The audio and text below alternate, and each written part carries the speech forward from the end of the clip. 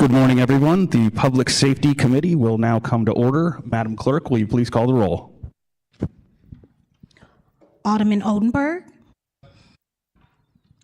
Alderwoman Clark Hubbard. Here. Alderwoman Keys. Alderwoman Velasquez. Alderwoman Sanye. Present. Alderman Aldrich. Present. Chair Narayan. Here. Alderwoman Keys. Alderwoman Velasquez. We have 6 present. We have a quorum.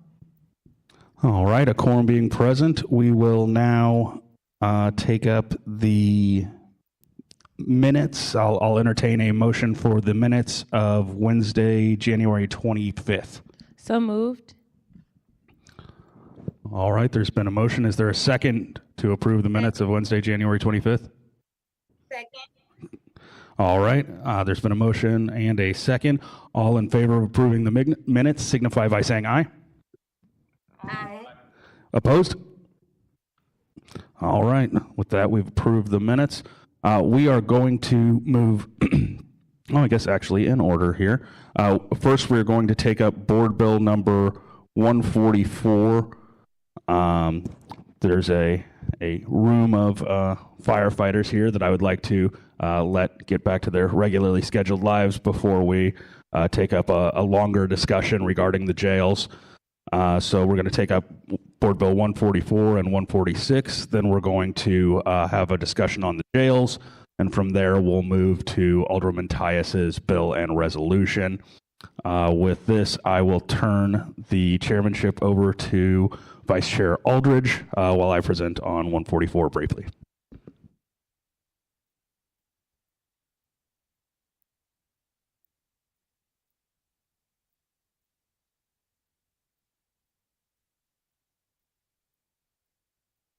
Okay.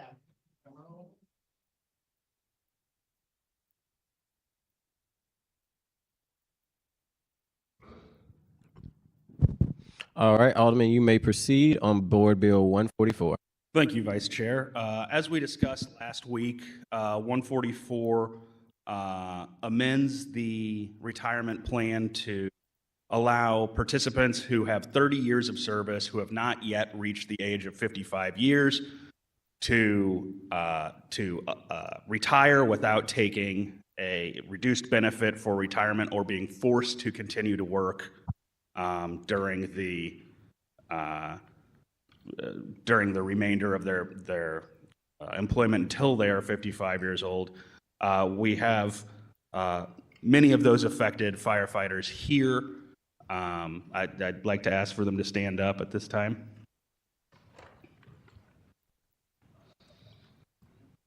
Just so that we can put some faces to who these individuals are that we're asking to continue to do work after their 30 years of service to this. And yeah, you can be seated. Thank you.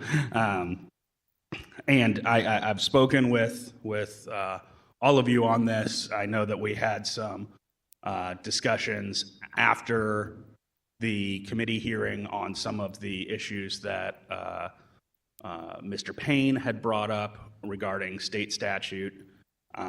It seems like from what I have gathered from talking to other attorneys, and I know that the alderman from the 2nd Ward and I have had these discussions along with others. It seems like there may have been mistaken interpretation on some things there. But really, that's why we held these bills last week, was to try and make sure that we were getting them right. And so with that, I will ask this committee to pass Board Bill 144 as amended out with a do pass recommendation. All righty, I will go first. I know you made a motion, but unless you have presenters that want to speak on it? No.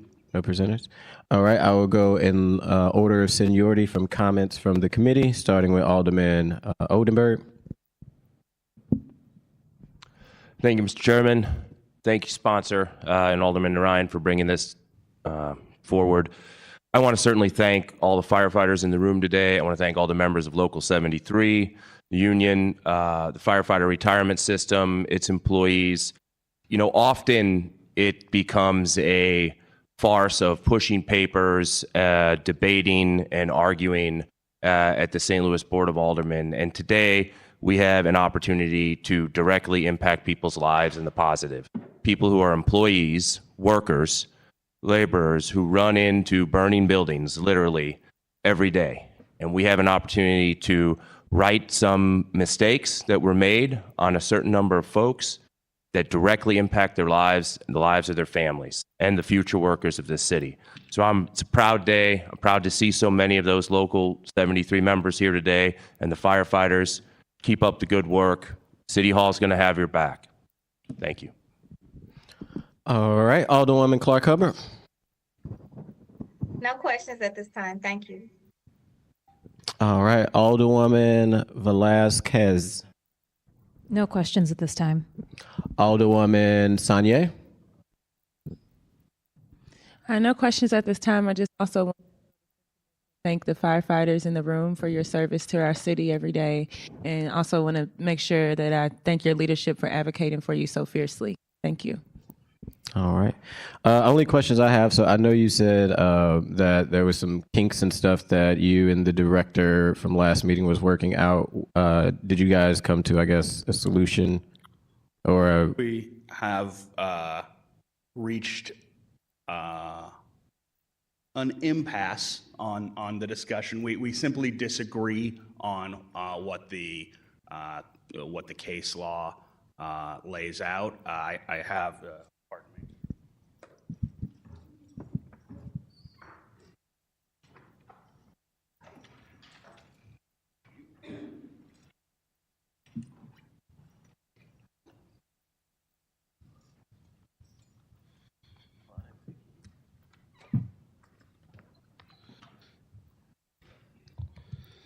So one of the things that Mr. Payne was mentioning was the idea of the fact that this would have to go back to the state. I'm talking to the vice chair, and he is not there.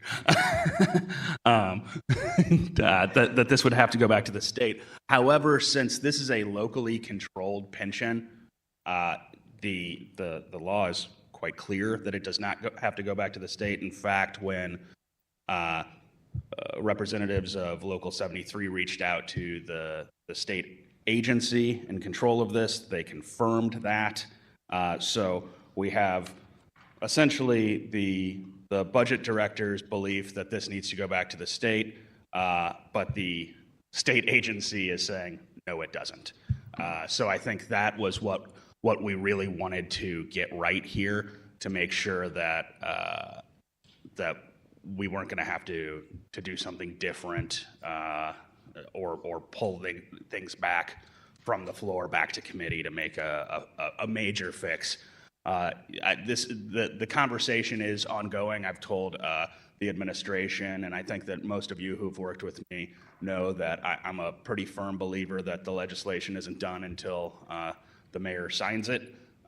So I've told the administration that, hey, even if we get to the third read calendar and we realize there's a mistake, we can pull it back, get it on perfection, and fix any error. But at this point, I do not believe that there's any reason for it to continue to be held in committee. And after talking to many of my fellow committee members, it appears that the support is there. I think any deficiency at this point, if I'm being honest, there's been 10 years to cure any deficiencies to this bill at this point, and it's frustrating to me that we wait until the day of a hearing to bring forward some sort of potential, oh, I don't know if this passes muster. And so that's why I held it in an abundance of caution. But after talking to, frankly, men and women who are much smarter than me on these issues, I feel comfortable moving forward with it today. Gotcha. And I mean, you know this, Alderman, before you get third read, you want to make the changes on perfection. Oh yeah. I'm saying I know what you're saying. I'm pulled just things messing. back Yeah, from yeah, I get it. third read to put them back onto the perfection calendar. So even after perfection, it's not done for me. Yeah, yeah. It's another week there that we can still cure any deficiencies. Gotcha. That's all the questions I have. I do see members from the Board of Aldermen who is not on the committee but want to give them an option if they have any comments. Alderwoman Tyus, do you have anything you want to say on this? I have no questions. In fact, I suggested this alternative many years ago, as that if we could not get what they wanted, at least address the people who had been harmed. So this is one of the things I think the alderman from, I never can remember his new ward, 4th, 5th, what are you? 2nd. He'll tell you that I told him that on several occasions, that we should address those that have been harmed. And the rest of it we can talk about. But that should have been done several years ago. Have no questions. Thank you. All right, those are questions from the committee. Madam Clerk, is there any individuals here to speak in favor or against the bill? No. All right. Well, Alderman, you are recognized to close on Board Bill 144. Thank you, Vice Chair. I think as the alderman from the 2nd laid out, this is a very reasonable request, I believe, from the men and women who put a lot on the line for us every day. They have identified a specific number of individuals that fall in between, kind of into this hole where they have their 30 years of service in before they reach the age of 55. This is about fundamental fairness. It is not fair to ask someone to run into burning buildings for more than 30 years of their life if they don't want to anymore. I think that they should be able to go sit on a lake somewhere with a cooler and a fishing pole and move on with their lives, do whatever they'd like to do. And with that, I ask for your favorable consideration. All right, the Alderman has made a motion for a due pass on Board Bill 144. Is there a second? Seconded by the Alderman from the 2nd Ward. Madam Clerk, please call the roll. Alderman Odenberg. Aye. Alderwoman Clark Hubbard. Aye. Alderwoman Keys. Alderwoman Velasquez. Aye. Alderwoman Sanye. Aye. Alderman Aldrich. Aye. Chair Narayan. Aye. Alderwoman Keys. We have 6 aye votes. By your vote of 6-0, you have sustained the motion and passed Board Bill 144 out of committee. Alderman,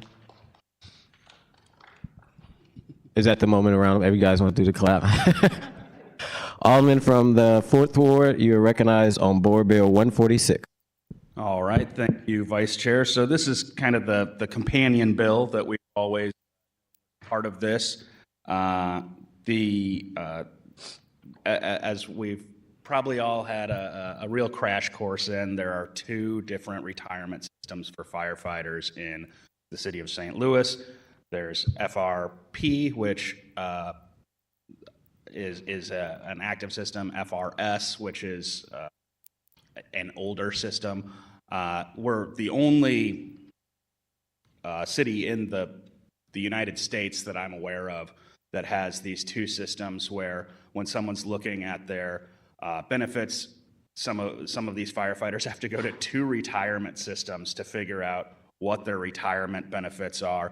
Additionally, they're paying for the administrative upkeep of 2 different systems. So all of the auditing that needs to be done, all the actuarial work that needs to be done, all of the just day-to-day administrative work. They're 2 completely different systems. That causes a whole lot of basically waste in their retirement funds. Additionally, these 2 systems have 2 pretty wildly different returns on investment. I know that for when I'm looking at the folks in front of me, many of you are younger than me, and I don't know if you have started to think much about your retirement yet, but when and if you do, you know that you want your money in the hands of someone who's going to get you the greatest return on investment. so that you have security as you age. What we've seen here is that one of these systems recently lost about 20%, which was the biggest loss in the history of the system. The system goes back before World War II even, so this is before the Great Depression. So going through the Great Depression, it lost less money than it did 2 years ago, which is just bonkers if you're thinking about trying to retire. So one of the things that we're looking at doing with this legislation is to allow to permit trustees to act on both, which would create it would reduce the administrative burden on this and hopefully allow for the trustees to move towards the greatest return on investment. Again, we've been over this, I think, probably ad nauseum. I know I've spent nights talking to all of you about this. So again, on 146, I will ask for your favorable consideration. Thank you. Thank you, Alderman. Do you have anybody here to speak as a presenter on 146? Nope. We did all of that last week. We're still kind of in the same spot on 146 as we were on 144. I wanted them to move together, so wanted to make sure that we got the kinks worked out, but I think we do. All right. With that, first, I will start with questions from committee, starting in seniority. Alderman Oldenburg. Thank you, Mr. Chairman. Thank you, Alderman Ryan, again for bringing this. I think the other important thing, and then we can move on to underscore about this bill, is as politicians, we talk a lot about putting workers first and how we are going to support workers. This bill specifically puts workers in charge of their own financial destiny. And I think that's a thought that we need to resonate on and something that we do not need to lose sight of this bill. We talk about workers. We've got workers' backs. If I'm a worker, I would rather have workers in charge of my financial decisions in my retirement, my fellow colleagues, than third-party bureaucrats. So, thank you. Thank you, Alderman Oldenburg. Alderwoman Clark Hubbard.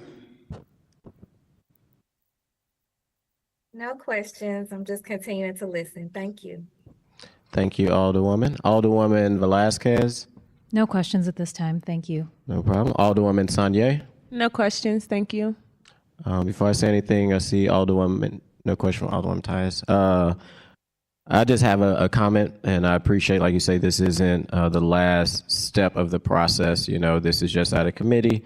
I'm going to take a play out of Alderwoman Clark Hubbard's playbook of trying to always educate people. Of course, after this, it goes for perfection in third read and final passage. As you know, and as I've talked with the firefighters, is something it was came up last year under Alderman Oldenburg's time, before my time. Ideally, I am in favor of it. I do have questions which may not need to get answered today. I would say two of my concerns is, you know, a lot of it would be nice to know what the fiscal impact may be, and I don't know if that is something that can get numbers on that. As we know, the city of St. Louis is in the threat of potentially losing our earnings tax, and it's always good to know what how strong the coffer is in the city of St. Louis, and what that may look like. What would the impacts be if this was passed, if the earnings tax is also lost, which I know could be a conversation with the firefighters and Paul Payne to get hard numbers. And what does it look like if this goes, if I'm not mistaken, this would be, if we pass this, would be in Jeff City would have control of, I'm seeing head shakes, no, and Jeff's, okay. Well, a question I can talk with the firefighters just to make sure, because I know a lot of time we talk about local control and will this be a locally controlled thing or a state thing? But I know how to catch my friends from local 73, and I definitely know where you are, Alderman. So with that, that's all I have. Madam Clerk, is there anybody in favor or against this bill? We have none. All righty. With that, Alderman, you have the floor to close. All right, I'll keep it short and sweet so we can get these folks out of here and get them back to their normally scheduled Thursday and move on to the jail conversation. I think, again, the alderman from the second summed it up. We talk a lot about, workers, putting workers in control of their own destiny. right now. This is a group of workers who is saying, hey, we would prefer if our retirement system be handled this specific way. I can't think of anything more empowering to working people than to put them in charge of their own financial destiny. And with that, I ask for your favorable consideration on Board Bill 146. Thank you, Mr. Chairman. The Alderman from the 4th Ward has made a motion to do pass motion on Board Bill 146. Is there a second? Second. Seconded by the Alderman from the 2nd Ward. Madam Clerk, please call the roll. Alderman Oldenburg. Alderwoman Clark Hubbard.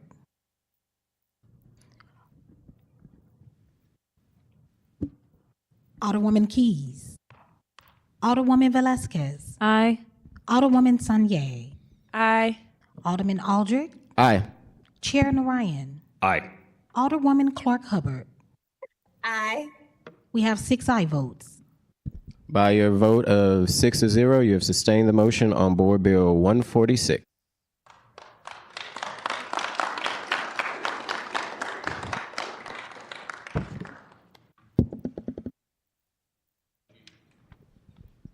Alderman, you don't want to return as chair? I can continue on, unless it's first day of Black History. Thank you for that, Vice Chair. With that, just want to again thank all the firefighters here for showing up and advocating for their own causes and for being willing to climb lots of stairs to carry a large man like me out of burning buildings. So thank you. With that, we will move to the discussion on the city jails. Madam Clerk, could you give me an idea of how many people have signed up to speak on?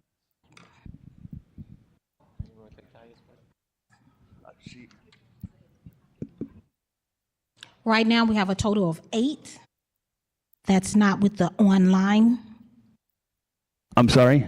It's a total of 8 in-house, Okay, 8 in-house. and then we may have some online as well. Okay, thank you. And actually, Alderwoman Tyus has requested that we hear her liquor moratorium and resolution before we have the jail discussion. We're moving ahead of schedule here, so we will just move quickly through. Okay. And we have confirmed we have no one online that's going to do any public testimony. Okay, great. Then Alderwoman Tyus, you are recognized on Board Bill number 158. Thank you, Mr. Chairman and members of the committee. Board Bill 158 is a moratorium for the 12th Ward on package or drink liquor licenses. It does have some exceptions for transfer to give the excise commissioner the authority to transfer current licenses with certain circumstances. These liquor moratoriums have been going on for a long time. The first one was Mary Ross, so this is what happens in your history. The first one was Mary Ross, who's the 5th Ward alderwoman back in the 90s when I was a new alderperson. And it is because we need to really work on our liquor laws. In this case, and do you want me to put this before I start talking about it, or You know, I think put it before the committee? it's before us now, and honestly, I don't think there's any opposition to this. We can just take a vote. I just want to say that we have too many liquor licenses in North St. Louis. I was very pleased to see former Alderman Page get the liquor license and the gas station closed, the Shell station that he's been fighting for a long time. I actually am going to come with another bill that addresses the liquor licenses in North St. Louis, especially at its gas stations where we have lots of murders, and they have been put in places right next to residential homes. So I actually drove the whole city, looked at where the gas stations and liquor licenses were, and they're in other parts of the city in commercial areas. In North St. Louis, they're right up against people's houses, and the Board of Adjustment fought against people, which is why I never support those people, because they live someplace else. And then they put them up against people's houses and let them stay. And then after, as you know, it's hard to get a nuisance closed. That's another thing that we do. So we have all these nuisance liquor licenses that make no sense. And when I first got elected, you couldn't have liquor licenses at gas stations. To me, I want moms against drunk driving and other people to come and say, why do we encourage people to be able to drive up and get liquor and open it up? So that's another conversation. But I just wanted to tell you that Mary Ross felt the need to do it in the 90s, and we have continued to do it because it is unfairly allowed for liquor licenses. They trick people, they tell them it's something else, and unfortunately the law says that if you sign a petition, and I found this out when I was going through recalls, if they sign a petition, they're responsible for what they sign. And oftentimes people don't know what they're signing, and we need to do a better job of protecting people, like having the petitions worked and then having those people make sure that they knew that they signed a liquor license. So I have some ideas about that, but this is just a moratorium only for the 12th Ward, which I already had it in the 1st Ward and the 20th Ward, but now I have 3 wards, the old 4th Ward, part of the 21st Ward, part of the 22nd Ward, part of the 2nd Ward, part of the 18th Ward. So it's like having 3 North St. Louis Ward. And I've talked to the people, and so we want to expand it to all parts of the 12th Ward only. All right, and yes, I understand, Alderwoman, you and I have had many discussions on the differences in the way that different communities view liquor licensing. And I know that I'm working on some legislation, and we've been very clear that my legislation will not affect these moratoriums. So with that, I will make a motion that we pass Board Bill number 158 out with a due pass recommendation. So move. All right. I'm not sure what that was out of the vice chair. But I take my so move back. Maybe no. But so there's been a motion and a second. Madam Clerk, please call the roll. Who was the second? Who made the motion? I made the motion. Velasquez seconded. Okay. Alderman Odenberg. Aye. Alderwoman Clark Hubbard. Aye. Alderwoman Keys. Alderwoman Velasquez. Aye. Alderwoman Sanier. Aye.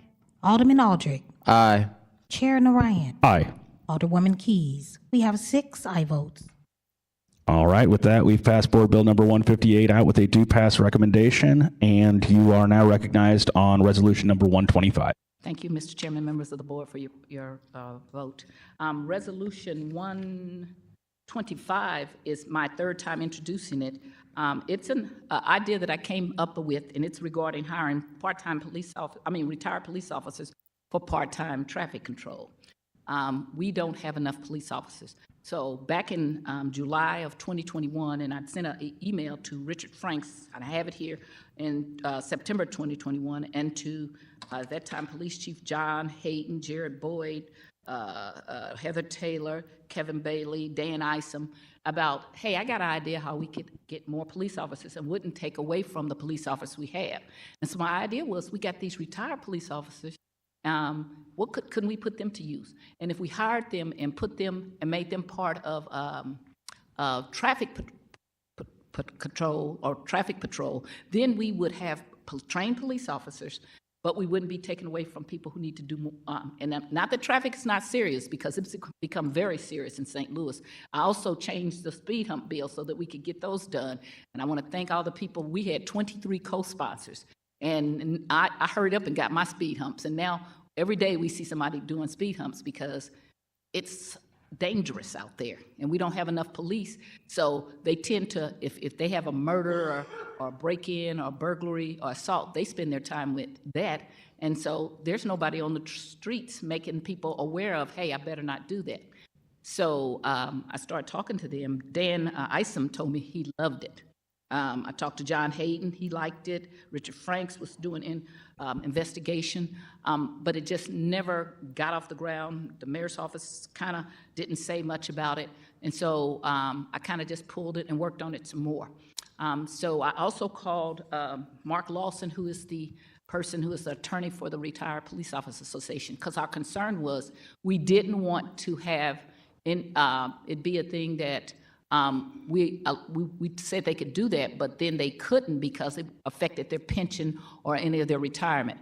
If that was something that needed to be changed, then we need to know that so we can ask for it to be changed at the state level or the local level. But again, the whole thing was to have police officers that were already trained, and we could have them work 20 hours a week, so they wouldn't be full-time. And if you had 50 or 100 people or 75, whatever amount you got, that would be traffic control. I did not invite the people that I wanted here because I knew we had a full calendar. I wanted to put it before you all to think about it, and I would like to hold this over and then invite the people that I want to have you speak to. But since we were already having this, I wanted to just put it before this committee for you to start thinking about if you thought that was a good idea or not, or if you have any questions about where I see this going. No, I appreciate that, and I know certainly in the Fourth Ward, discussions on traffic calming and traffic enforcement are at the top of many people's minds, and I imagine that that's probably not unique to the Fourth Ward. So I certainly welcome the discussion on how we may be able to calm traffic throughout the city. And I want to say, since I have almost in all my old neighborhoods, they all have speed humps almost on every residential street. Love it, or else it's closed. But the problem is we have these major streets, Kings Highway, Union, Natural Bridge, West Florissant. You can't do that. If we could have some police presence there where people don't think it's all right to drive 100 miles an hour, I think that would really help out. I tell the story, and anybody who lives north, years ago up in North County, they used to have a stop up in Velda City where when you came through on Natural Bridge, they would stop you and they would make you show that you had your license, your insurance, your registration. I still don't go that way, even though I always had them, because I hated those stops. So I'm hoping that if they just see the police presence and police start stopping people, that will make people think maybe I shouldn't drive so fast. The speed humps really help on residential streets, but some of the secondary streets and some of the major streets, we have to have police presence, and we cannot take it away from the more serious crimes, and this is just a way. I appreciate that, and I'll just open it up to the committee. Does anyone have any specific questions for the Alderwoman? Go ahead, Alderwoman. I don't have a specific question. I just wanted to say, while I've been learning a lot more about traffic calming and those types of measures, a fact that I learned that I think it's important that we all center is that you are 6 times as more likely to be struck by a vehicle on the north side of the city. And so I think that's just really important when you're looking at all the ways that, racism and disinvestment, the way that materializes in our communities. So I'm glad that we're having conversations around the ideas and the needs for that, but I also want to make sure that we're talking about the ways that different areas are impacted and the tie to investment in race in that conversation. So for many years, we had a lot of people get killed on Natural Bridge. And so the 2 former young aldermen put a lot of concrete up and down Natural Bridge, but the people are not really satisfied with that. I got a lot of that, and people are asking for it to be made smaller, whatever. So even though I know the difference in what has happened, this board bill was not for just one side of the town. This board bill was for the entire city, because I used to live in South St. Louis for a lot of years. I lived in Central Quarter. I'm not even from here, so I've had the opportunity to be exposed to all parts of town. So I can tell you when they're speeding down Chippewa. I can tell you Hampton now is a lot faster than when I used to live over there, Kings Highway. Life is important everywhere, and all you got to do is see. I got hit by a car when I was out, and I'm lucky that I'm okay because the person was a drunk driver, and my mother told me I could cross the street, and I was 6 years old. That still hits my heart right now when I talk about it. Anybody that's in an accident in any part of the city that can be stopped with any kind of way, I'm ready to do that. And if we can have patrol officers, which I think it does work up, because when they put the patrol officers, sometimes they'll put them on Kings Highway, and when people see that the cops are there, a police officer there, all of a sudden the people who are driving 50 miles an hour are driving 25 miles an hour. So even if we can just move them around the whole city, I don't want this this is for North St. Louis. This is for the entire city. I appreciate that, and I definitely agree. We need to make sure that traffic enforcement is fairly uniform throughout the city. We don't want to create any areas that are more saturated than others on traffic enforcement. And I welcome the discussion moving forward and I hope the committee members will think about it and have some good questions for the folks who you invite to come before us in the future. So I intend to bring perhaps the police chief, the public safety director, Mr. Lawson, and maybe I'll talk to the personnel director. Who really knew about this was Richard Franks, who I had worked with at length with that, and maybe he'll come because he was doing the research. And so just so that we can look at it from all angles, make sure if we go forth with this is something we could do, because I think it'll be well worth our time to spend it. Perfect. Well, thank you so much, Alderwoman. Thank you. All right. Now, with that, we are going to move to the discussion of the city jails. There are 8 individuals, or 7 individuals signed up. Is everyone who would like to speak on this matter signed up at this point? Has anyone not signed up who would like to speak? Mr. Narayan, we have Mr. Charles here who wanted to speak on. All right. I will add him to the... But he wants to speak on the resolution. Please proceed.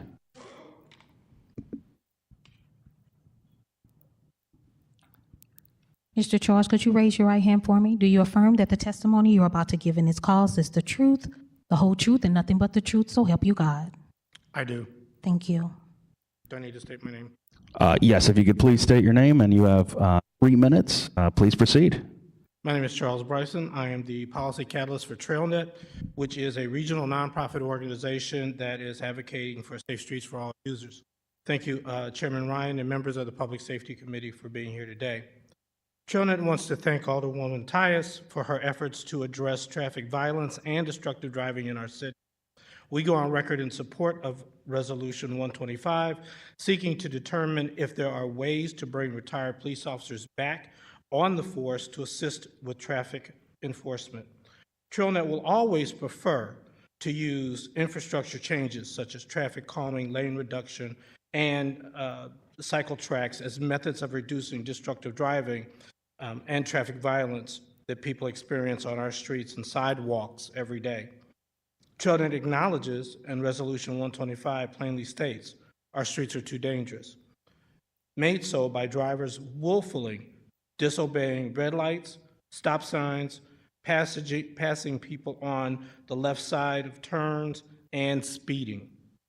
Our concern, and this was reflected in the previous testimony, should this reach fruition, is the deployment of such traffic officers. TrailNet will work with others to monitor the work to make sure officers are not deployed disproportionately in economically disadvantaged areas of the city. Again, we thank Alderwoman Tyus for her efforts, and hopefully Resolution 125 will pass at the next session. Thank you. Thank you. Does anyone have any questions for Mr. Bryson? All right. Well, thank you, sir. Thank you. All right. With that, now we will move to the discussion on the jails. The way that this will work is that we'll have the speakers come up, and we'll do, do 3 minutes per individual.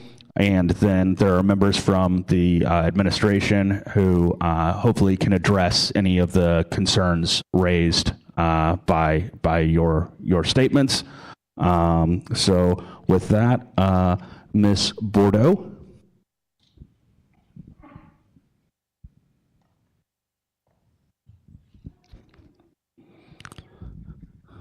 And Ms. Bordeaux, how are you this morning? I'm well. How are you? Doing well. Do you swear or affirm that the testimony that you're about to give is true to the best of your ability? Yes. All right. You have 3 minutes. Please proceed. My name is Inez Bordeaux. I wear several hats. I am the committee woman of the 3rd Ward. I am also the deputy director of community collaborations at Arch City Defenders. I am the lead organizer for the DRT campaign, and I'm the chair of the People's Plan St. Louis. I've talked a lot about my experience inside of the workhouse. I haven't talked a lot about my experiences inside of CJC. The most vivid memory I have was about 12 years ago. I got picked up on a warrant for missing a court date, and I was put in a room with 20 other women. The room was maybe 10 feet long, 8 feet high, and me and those other 20 women were left to sit in that room for days. We had no toilet. We had to bang on the door every couple of hours to be let out to use the bathroom. A couple of times they forgot to feed us because the staff didn't know we were there. And there was a woman there detoxing who was left to sit in her own vomit and feces for 3 days. This sort of thing continues to happen inside of CJC, and that is unconscionable. My experience was 12 years ago. I work for an organization that recently had to sue the city of St. Louis because they had not allowed a man who was paralyzed from the waist down to take a shower. We literally had to sue them to get them to give him a shower. I've testified in front of this committee too many times to count about my experiences in the workhouse. And during those times, some of the same people who are in this room right now said that we were lying, we were exaggerating, we were sensationalizing the conditions inside of a jail. One alder who is no longer an alder, I remember her telling me that the jail could not have been as bad as we say it was because she used to roller skate there as a kid. So I am hoping that as I stand in front of this new iteration of the Public Safety Committee, this supposed progressive board of aldermen, that you all don't listen to the stories coming out of CJC and think that people are making it up, that they are sensationalizing it, that they are doing it for attention. So I beg, please listen to the folks that are testifying today, the folks who actually do the work, the folks who bail people out of jail, and their lawyers and their families and their communities. Please listen to what those people have to say, and more importantly, act on it. I remember when I was organizing with the Close the Workhouse campaign, and Joe Vaccaro would just show up at the jail and take. That is your time. If you could just wrap up your Boyd sentence. would just show up. I'm almost done, Alderman. Jeffrey Boyd would just show up at the jail and take a tour and talk to people. The mayor would just show up and take a tour and talk to people. I encourage this board to do the same. Thank you. Thank you, Ms. Bordeaux. Tracy Stampton. All right, you have 3 minutes. Do you swear or affirm that the testimony that you're about to give is true to the best of your ability? Yes. All right, you have 3 minutes. Please proceed. My name is Tracy Stanton. I'm the Director of Movement Building and Storytelling with the Freedom Community Center, a person that is a survivor of the carceral system, CJC and MSI, a person that believes in community care and valuing the humanity of all people and true accountability. And as we talk about accountability, we first must determine the elements. So acknowledging that your actions caused harm or lack of actions, acknowledge that you had agency, understand the impact that your actions or complacency has had upon anyone that has been impacted, and take steps to repair the harm and make amends. And lastly, identify the patterns or habits that led to causing harm and taking steps to change those habits. On Monday, January the 11th of 2021, I received the email from inmate 6694, and the subject read genocide at CJC. Cortez's letters detailed experiences of him and 50 other detainees peacefully attempted to voice their grievances that have went unheard for 6 months, and they were assaulted, maced, hosed, and all this because they were trying to tell the jail staff and the management that they did not want to die. September 14th of 2022, the same people in this room held another action to bring awareness to the 6 people that had died between April and September.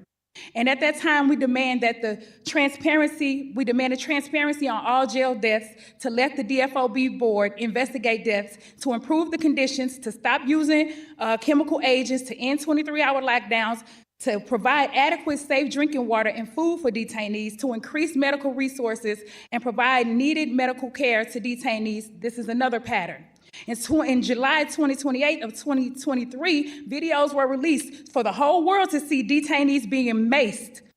Very horrid, gut-wrenching videos. This is another pattern. In September of 2023, September the 25th, the same people in this room took to the streets again following the deaths of Carson Bernard, who had died of insulin deprivation, and Terrence Smith, who was an able-bodied person, CJC. This is another pattern. The same demands to fire Jennifer Clemens Abdullah Muhammad, that the DOF board be given immediate and unfettered access, that there must be full transformation of city jails policies to stop using chemical spray, 23-hour lockdowns, and adequate sanitary conditions. Another pattern. But here we are on 2/1/23, the first day of Black History Month, still fighting for the lives and value of Black people. Out of 5 people that were recently released from CJC within the last month, all of them reported that they have been denied regular showers and being punished by correctional officers and jail staffs. All but one shared that they experienced a medical emergency while incarcerated, and 4 out of 5 of those people complained about being not achieving resolution of their complaints, and they quoted, "People are dying. No help when needed. It was terrible. They do not treat people like human. 23 to 1 hour lockdown still. Some of them don't even get that." Someone said that they was incarcerated from May 22nd, 2019 to February 22nd of 2023. And while That is your time. If you could please just finish your sentence. They experienced physical abuse, mass punishment, deprivation of food, denial of access to water, and all of these things. I'm saying all of that to say this. We are still here 4 years later with the same demands, asking that y'all do something. And now that you all are here, we need to break those patterns. I go to funerals, I go to repasts, I listen to daughters, sons that cannot sleep because they are not getting answers. The impact that this has had on our lives, our souls, our central nervous system. Y'all think we want to be up here consistently? We do not. Please do something. Thank you. With that, we'll move to Mike Milton. Mr. Milton, do you swear or affirm the testimony that you're about to give is true to the best of your ability? Yes, I do. All right, you have 3 minutes. Please proceed. Well, good morning. I want to start by saying good morning. My name is Mike Milton. I'm the Executive Director of Freedom Community Center. I'm also a former member of the Detention Facility Oversight Board. It is a pleasure to talk to y'all about some of the things that we've been seeing at our organization as we continue to release people from pretrial cages. So in preparation of this meeting, I spent yesterday evening meeting with people who were recently released from CJC. Some of them were released as early as January 22nd last week. We surveyed them, and they confirmed what we already knew, that CJC is still a present-day torture device. They confirmed that many were denied regular showers, water, nutritious food, medical treatment, and life-saving medication, and more. Specifically, one person said early January, just a couple weeks ago, they had to save their cellmate from dying. He was having a seizure. He beat on the door for 30 minutes while his cellmate laid unconscious, convulsing. They thought he had died. They noted that there were times that the jail officials wouldn't respond to the call button for hours.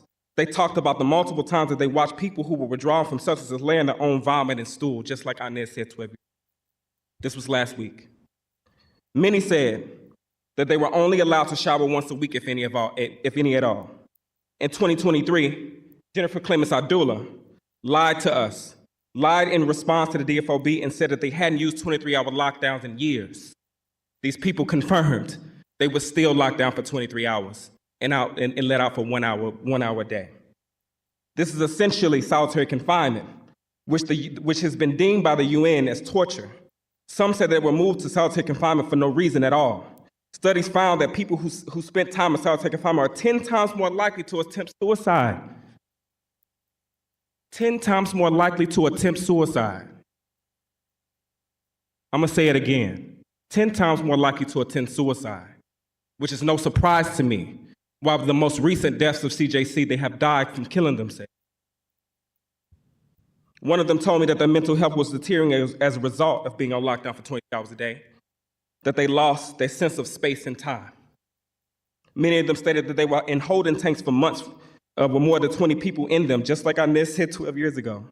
They were sleeping on bags and concrete floors, again with minimal access to showers and the same clothes. The medical treatment is absolutely terrible. In fact, last week, public health officials during a CJCC meeting confirmed this during that meeting. They started going through the medical records in December and found that there was a backlog of medical requests. There was a backlog of medical requests that could have spanned back months. Some of the people who died were probably on that list. They could have been saved. The same public health officials seemed to be behooved at what they found. They stated that there were many gaps in the medical treatment. Some of the people we surveyed told us that they had seen medical staff giving them the wrong medication to people detained. Mr. Milton, that's your time. If you could please just finish your sentence. They negatively reacted to that medicine. And lastly, one person stated that they saw Carlton Bernard die. He's now deceased. He was ignored and never checked on, and only one sympathetic CO checked on him. They stated that when they saw them pull him out of the cell, he was frail, skinny, and that his skin tone was several shades lighter. But the saddest part of that is that many of them had said that they had watched people die. You can choose to believe the lies and the public relations spins and the talking points from the administration and the fake sanitized jail tours, the political theater. You can choose to believe those lies, or you can believe the people who are being tortured inside of this facility. 11 people didn't die by happenstance. These folks are dying from systemic neglect, overdose from drugs that COs are bringing inside of the jail, suicides induced by solitary confinement, and 23-hour isolation and inadequate medical treatment. Do something. Thank you. At this time, due to scheduling, Dr. Motti would like to speak. She has a hard stop here in a few minutes, so we're going to take her testimony, then we're going to get back to the general public and then hear from the rest of the individuals. I just want to make sure that everyone has an opportunity to hear Dr. Motti speak.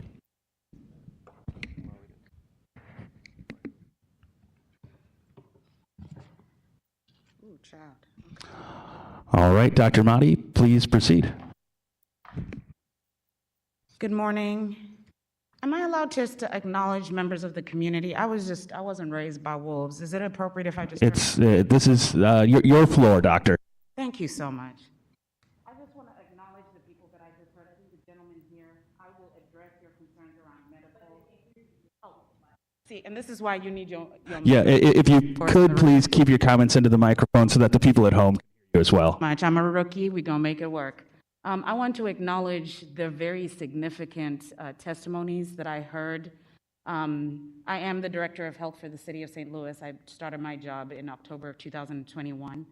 I have some prepared statements that will talk a little bit about my work around medical care that is a recent transition, and then I want to specifically address your concerns, sir. So I just wanted to be respectful in that. Thank you so much for having me today. I would like to discuss the medical care and my recent position in assisting with medical oversight as it pertains to medical care. So I'd like to begin by just giving a brief overview of the work that I've been empowered to do by Mayor Tashara Jones as it pertains to medical care and medical oversight over the jails. I began my tenure as the Director of Health for the City of St. Louis. For those of you who don't know me, I am an infectious diseases physician by training. I hold a public health degree. I'm passionate about community engagement, and specifically the medical care of minoritized communities and the most vulnerable. And I have truly, it's been an honor to truly be able to serve as the Director of Health for the City of St. Louis for just over 2.5 years.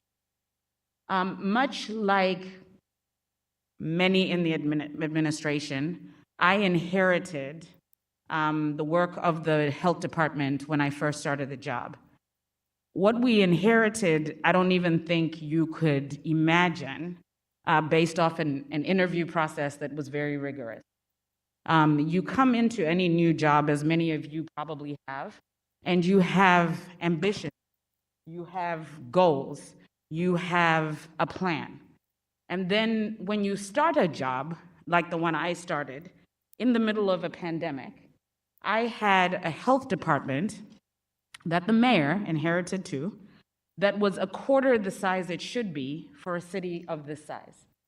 I had a budget that the mayor inherited that was just over 1% of the city's budget. And we live in a state, the state of Missouri, that spends $7 per capita on public health. So let me just break that down for you. In this state, as of 2021, we spend $7 per person on health.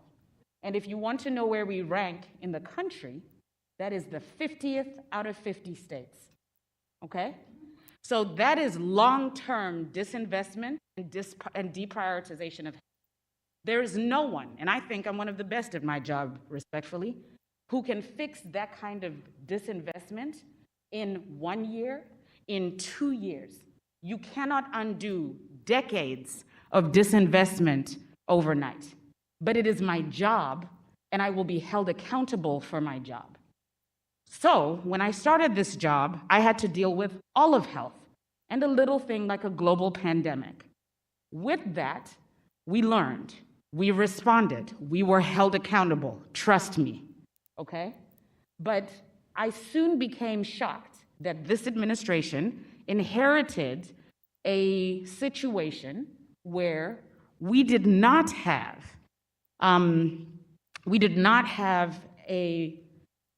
any part of the Department of Health involved in medical care in the jail. I also discovered that we also exclusively subcontracted out medical care. This administration inherited the contract for medical care that was also in place. So I want to give some very transparent background. It was due to the advocacy of Mayor Jones, who then came to me and said, I would like you to have a role in medical oversight and for your department to be involved, that I have now begun the work of that medical oversight, and I will talk to you a little bit more about what that work is. So we're here to talk about, as part of my testimony, the healthcare at the jail going forward, and to give you updates on our work in progress. Under Mayor Tashara Jones' leadership, my department has now become involved in the oversight of healthcare in the CJC, and I do look forward to sharing with you the work we're doing regarding that medical services, not only today, but moving forward. So what did we do? Since my involvement at the end of last year, I prioritized an emergency contract for medical services that I and my team could oversee. We began a new contract December 1st of 2020. The first part of the work was to focus on hiring.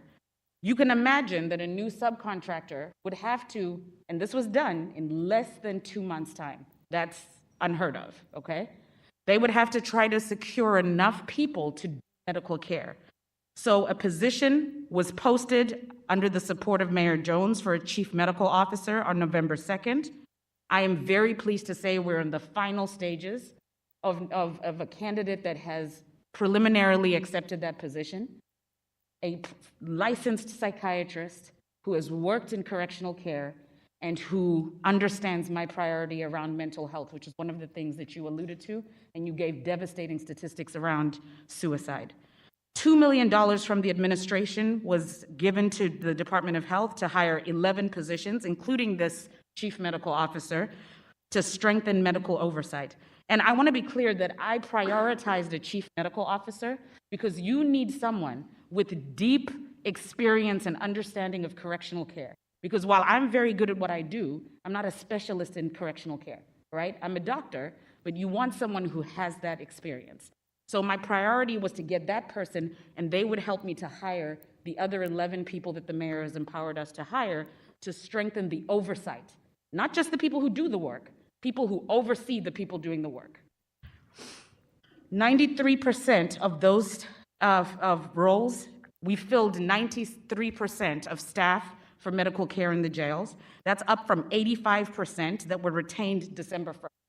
So we are working. We are doing what, if you compare those statistics to even a hospital, those are incredible statistics. So this is a very visible priority of mine.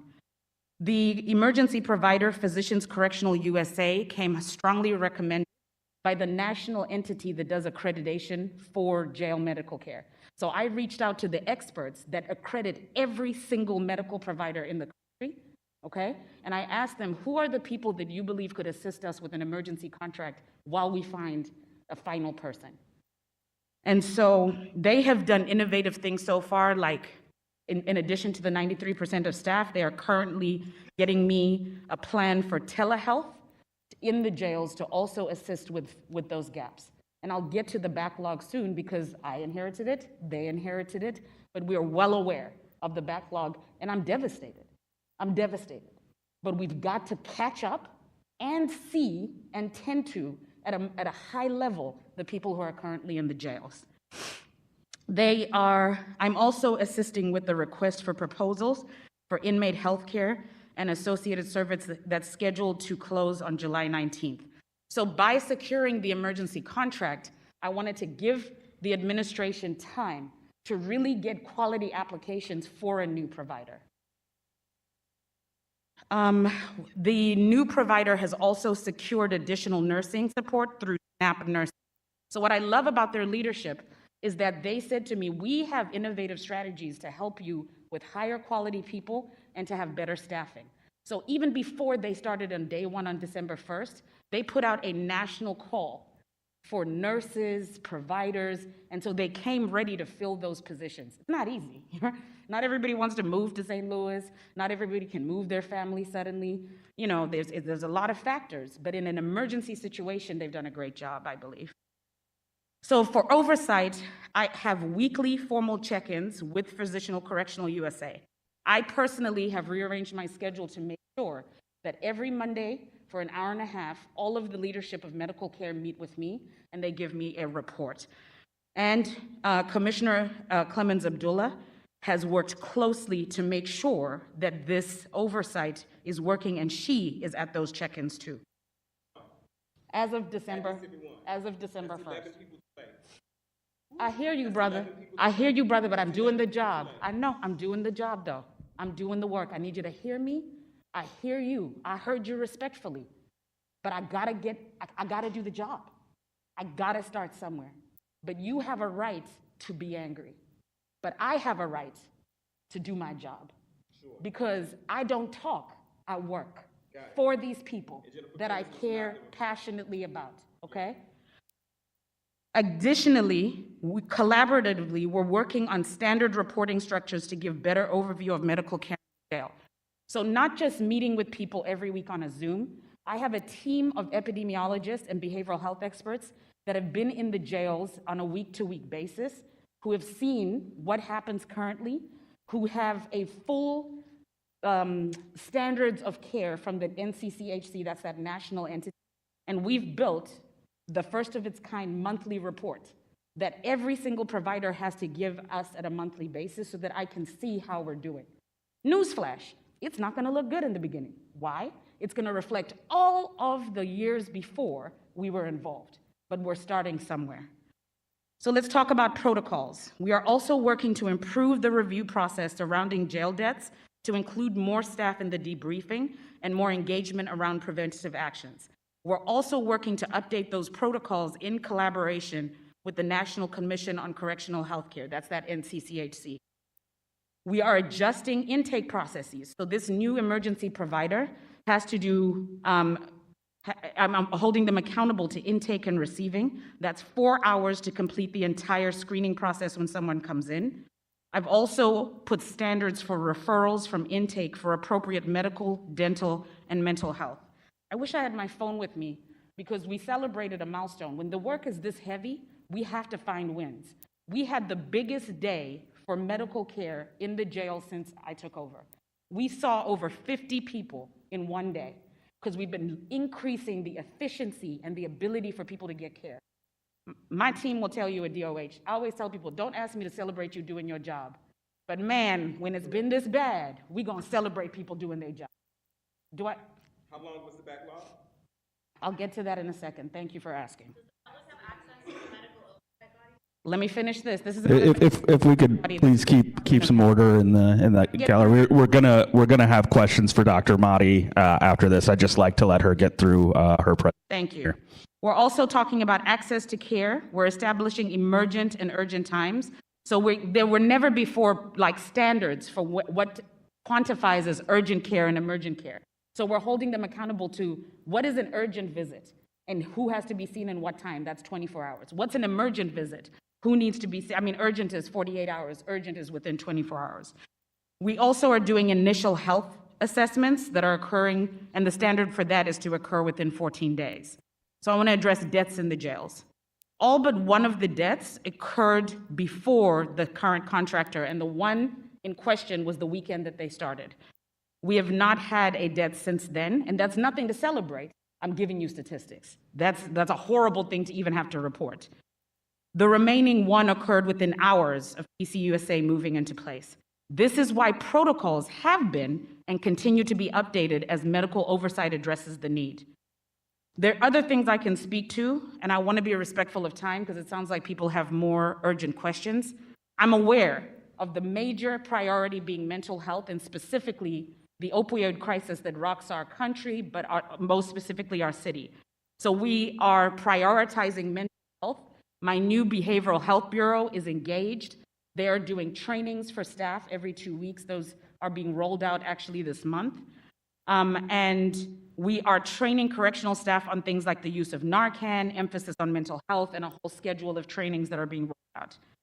So I will stop there because it sounds like there's going to be questions coming my way. And then I cede to you, Honorable Alderman, to let me know next steps. Sure. Thank you, Doctor. So yeah, I have some questions, and I know that members of the committee have some questions for you as well. So you had touched on mental health treatment in the facility and changing that, making it more widely available. Could you expand on that a little bit? So the prior provider was responsible for staffing the jails as it pertains to mental health specifically.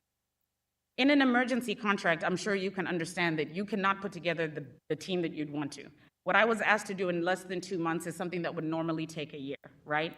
So my priority and strategy was to retain as many of the people already working in the jails under the last contractor. That would at least give continuity, because hiring an entire new fleet of new staff, training all of them, and trying to address some of the devastating backlog that we all are aware of, it would not even be reasonable. So we retained 85% by the first week that they started the emergency contract. We're up to 93%. I get a weekly staffing report for them, so I see under every category who we have, how many nurses, how many doctors, dentists, and specifically mental health. We also have gotten the standards for mental health for correctional care from the NCHC. So the first thing to do is to retain those staff, make sure that there's a consistency in the expectations. So the Behavioral Health Bureau for the City of St. Louis has put together standards of mental health care and provided it to the emergency contractor to make sure at minimum we're meeting those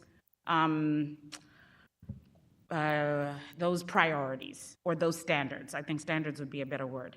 What I would like to move to is a day when we don't have a subcontractor. What I would like to have is a budget that's managed under health, where we employ jail employees, where we could then have better standardization as well. And the mayor's office is very supportive, but understanding that that kind of transition takes time. So we will continue to subcontract with oversight from health. We will continue to prioritize mental health. And what I really would like to see is a cascade of care around mental health: prevention, clinical work, linkage to care and community. Prevention means DOH's Behavioral Health Bureau doing the work of preventing a lot of the mental health issues. Clinical care is what I'm trying to now, what I've just recently been involved with at CJC. But the after part is that when someone leaves the jails and re-enters society, do they have a social worker? Are they linked to care? Do we have partnerships with mental health? So many great organizations, especially in the most minoritized communities, that they are linked to. So it's also addressing the cascade of care around mental health. So you would address the budget there, and I know from previous budget discussions that yes, about 1% of the budget goes to public health. I believe it's actually just under 1%, if I'm not mistaken. I guess maybe not in an ideal world, but if you were to put on your advocate hat and you were going to say, in order to carry out these tasks appropriately, we need X% of the budget, what would that number be? Couldn't give you a number, it's too complicated. Because while it seems like right now I've allowed my job to shift to 8% or more being just CJC because of how critical it is, I am actually the director of health for all of health for an entire city. And I'm already, as you heard from the beginning of this presentation, under-resourced. And that level of under-resourcing has been consistent for a decade. It precedes this mayor, who has always supported me. It precedes this mayor, who actually allowed the city to have a behavioral health bureau to begin with. So I understand frustration of folks, but I tend to have a little less patience for truly understanding what it takes to enact change when there has been decades of disinvestment. Oh, even less. But we're going to speak truthfully now, right? It's not one side, but even less. And I certainly understand the idea that there's backlogs and there's frustrations that predate you. Yeah. I know everyone on this side of the table has frustrations with their position that predates the individual sitting in that position. I know that people have frustrations with the health department that predate you, that predate Dr. Eccles that predated you. Yeah. But I'd like to hone in a little bit on that backlog that you discussed. Please. What kind of backlog are we looking at? So what is so frustrating about the backlog is in order for me to even figure out what the backlog is, I have to find records from a provider that's not even here. So let me break this down. The prior provider was allowed to have their own EMR, which is an electronic medical record. That means all of the medical care was built into their system that they came with, right? So when they left, they can take their system with them. So I had to prioritize trying to convince a new provider to be gracious enough to force them to learn the other person's system just so that the people that we all love, your family members, some of you have experienced this yourself, right? I was dealing with basic stuff like just how do I keep your records, right? So the new provider is learning the old provider's entire electronic medical record just so we can read it, just so we can do day-to-day health. That is crazy, okay? While they're learning it, they now have to pull and understand how they measured stuff. So imagine you do a new job, you come with your credentials, right? You know the best way to do your job, but you're being forced to learn how another person did the job. You don't even have the other person here to ask them how they did their job, and now you gotta figure out a backlog. That's exactly what we're doing. So I'm not even going to lie to you and say that I trust the number of backlogs that you've seen in other hearings, because you've never even heard it from me. One thing I do is I keep a receipt, and if I don't have a receipt, I don't speak on it, okay? I've had 3 people that work for me look at their records, and the numbers don't match. Then I had the new provider look at the numbers for backlog. We argued at a meeting last week about if the numbers were correct. So what we are doing right now is in the epidemiologic world is we're cleaning data. We are learning how an old provider was measuring, if they were even measuring consistently, and then we are matching that to make sure we all agree on the number. Because if I come on here on the mic and I say 200, you're gonna say, she said 200. If I come back next week and say, oh, psych, it's 150, that looks bad, you know what I'm saying? So we know there's a backlog. In real time, what I have them doing is I said, sorry to you, but you're getting paid money to do this job, so you have to deal with backlog and the current people at the same time? That's a great question too. It's hard because I only have, the prior provider's contract was 3 years. So I know that once we get through it, we're gonna get that 3-year backlog total. But the best way to do it from a data perspective is deal with the most recent backlog and keep going backwards. You know what I mean? Explain the impact of the backlog. Oh yeah, it's a great question. The question is, Just real quick, for a couple reasons, just so that we can keep the conversation on track, if we could just keep I know, I'm no trying- questions coming from the gallery, but hear me for a second. Hear me for a second. One of the important things here is that when you ask a question from there and it's not on the microphone, it doesn't get picked up by STL TV, so people don't know the question that the doctor's answering. So yes, that's exactly what I was going to do. Doctor, could you explain the effect on being part of this backlog? That's actually a great question. A backlog is one of the most devastating things when you're dealing with medical care. A backlog means that there are people who we hope received timely care, that we suspect did not, and then we need to quantify it. But it's not just about a number, because I love people always ask me about number. In medicine, you want quantitative data, that's the numbers, but you want qualitative data. How was the person actually treated as a human being? Which is a lot of what I heard today too. So we're trying to catch up with the backlog, and we're trying to do so accurately so that we know how many people either missed care, did not receive medicines, for example. And then we also want to know what their experience is. And then we want to address that backlog, and we want to see the people who are currently in the jails.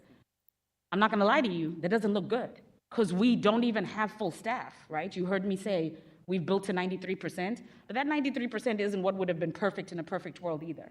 So a lot of time we talk about the care of inmates, that should always be the priority, but I'm also concerned about the people who work in the jails, what they experience, what they did, what training they may or may not have received, because even if I get you a better number, right?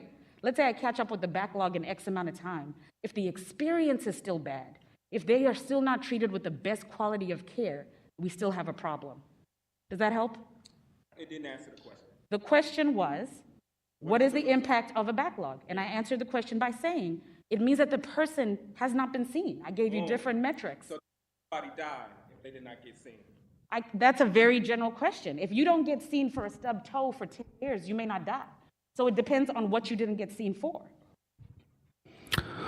All right. So another thing that I want to address is we've heard repeatedly of overdoses Yes. and drugs in the facility.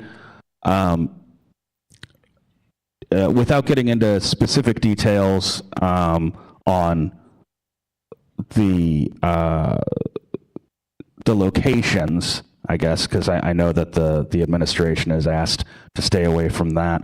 Do you have any thoughts on how these drugs are getting into the facility? And then second, I know previously under the previous contract that we were not tracking specific overdoses. We were only tracking the administration of Narcan. And so we couldn't tell whether someone had overdosed or whether they had just been found, man down, and in abundance of caution, Narcan was administered.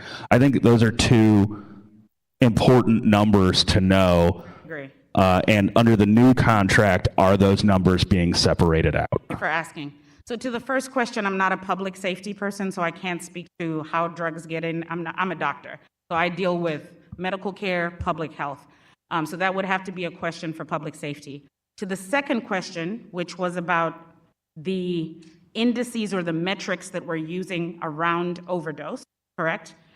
That's what we are building reports in real time. We've been brought in recently. We're building those reports. But what I can tell you is in reaching out to the NCCHC, who again are the national crediting body for medical care in the United States of America, we are using their standards. So we went to all of their standards for mental health and specifically for overdoses, and we are trying to build those metrics into real time. Let me just keep it real, real, real.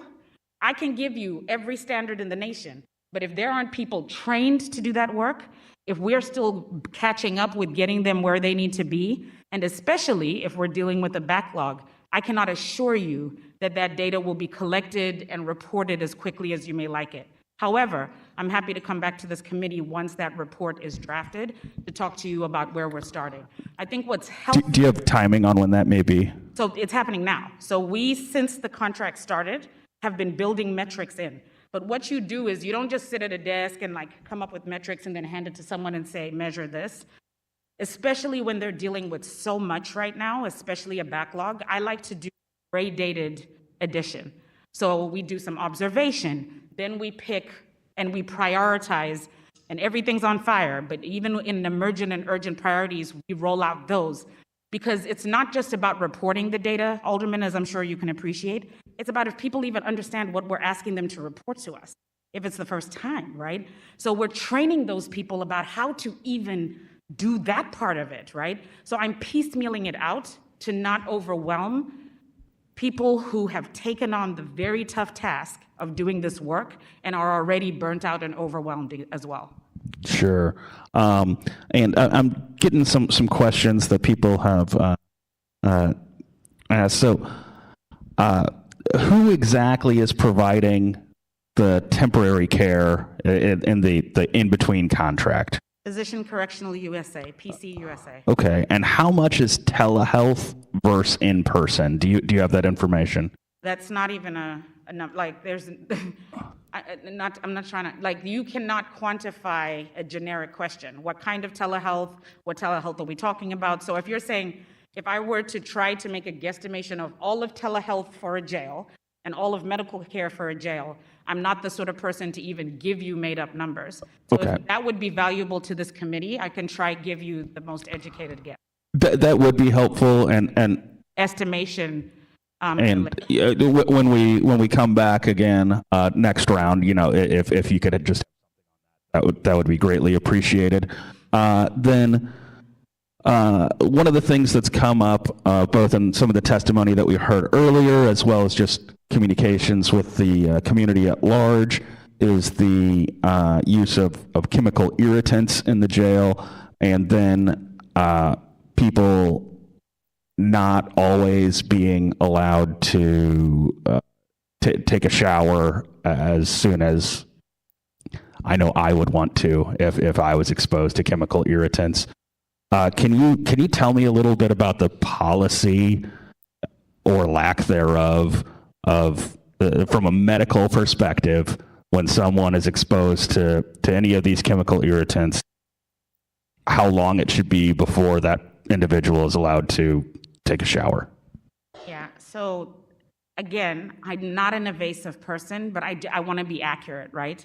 What you've just asked me is, any chemical known to man, how often should... I'll be more specific then. The chemicals that we are using in the jail. Thank you. So you're talking about mace. Thank you. So I'm going to be really honest with you. Until I heard the testimony of these folks today, it hadn't been brought to my specific attention about these things. I hear you. I hear the frustration. You now have seen me. I don't think many of you had even met me before, right? So I need to follow up with public safety about the policies regarding mace and other chemicals. I would like to, from a public health and medical perspective, see what I can even uncover about the truth or non-truth, because this is all alleged for me right now, right? And then I can answer that question. But I want to be very clear in saying that I have never received a specific to my desk, okay, around chemicals and folks getting showers. And if I uncover something, I share your disappointment, okay? The question was, as a doctor, how soon should you shower after being exposed? There are, right. So doctors are not poison control estimates. In all of medical school training, I don't get a textbook, an exam that says, these are the components of mace, study it, know it, and you should know what happens with mace, right? Which is what I think you want me to speak to, okay? And I get that whoever's standing here is who you guys want to hold the accountability torch, and it's my job to do so. But I need to be fair and honest with you about what questions can be answered on the spot in a public hearing. And you should want a director that speaks to facts, not just make stuff up. I'm not that girl, okay? I've been a nurse for 17 years, and the correct answer to the question is when someone is sprayed with bear mace. If we could keep it from a back and forth here. I wanted to answer her question. So anybody who's been in healthcare could say, of course, someone with mace, if it's been sprayed directly in their eyes, should have water immediately to remove the toxin. They should then be taken by a doctor. But no, when the question was first asked, it was chemicals. Then you guys spoke up and said mace, and then 2 or 3 people spoke up at the same time. So again, if you want to have a productive discussion with me, I'm here, but I want to be accurate. And I do thank the young woman, and I'm sorry I forgot your name. Thank you for speaking to your expertise, 17 years as a nurse, okay? Shout out to nurses. And for this, and shout out to nurses who trained me specifically. But thank you for that too. But I'm trying to be very specific and respectful and not just speak in generalities. Because unfortunately in this job, I've learned that people will take a general and run with it. Does that help your answer? Would you like me to expand on mace and how I would deal with it if someone came to my doctor's office? This question was specifically about the chemical irritants being used in jail that everyone is aware of. And my answer is, I have no policy in health who have taken this over since December 1. I have no policies regarding those chemical irritants. I also said, I will get those policies, I will review them, and I can provide a brief about the public health standards as it pertains to those chemicals. If you could do that before the next time that we convene on this issue, that would be greatly appreciated. I know that members of the community and myself have some concerns about the use of chemical irritants just in general, whether it's on the street or whether it's in a correctional facility, just the appropriateness of them in general. That I may not have answered the question. I want to make sure, since it was your original question, does that answer your question, and does the follow-up?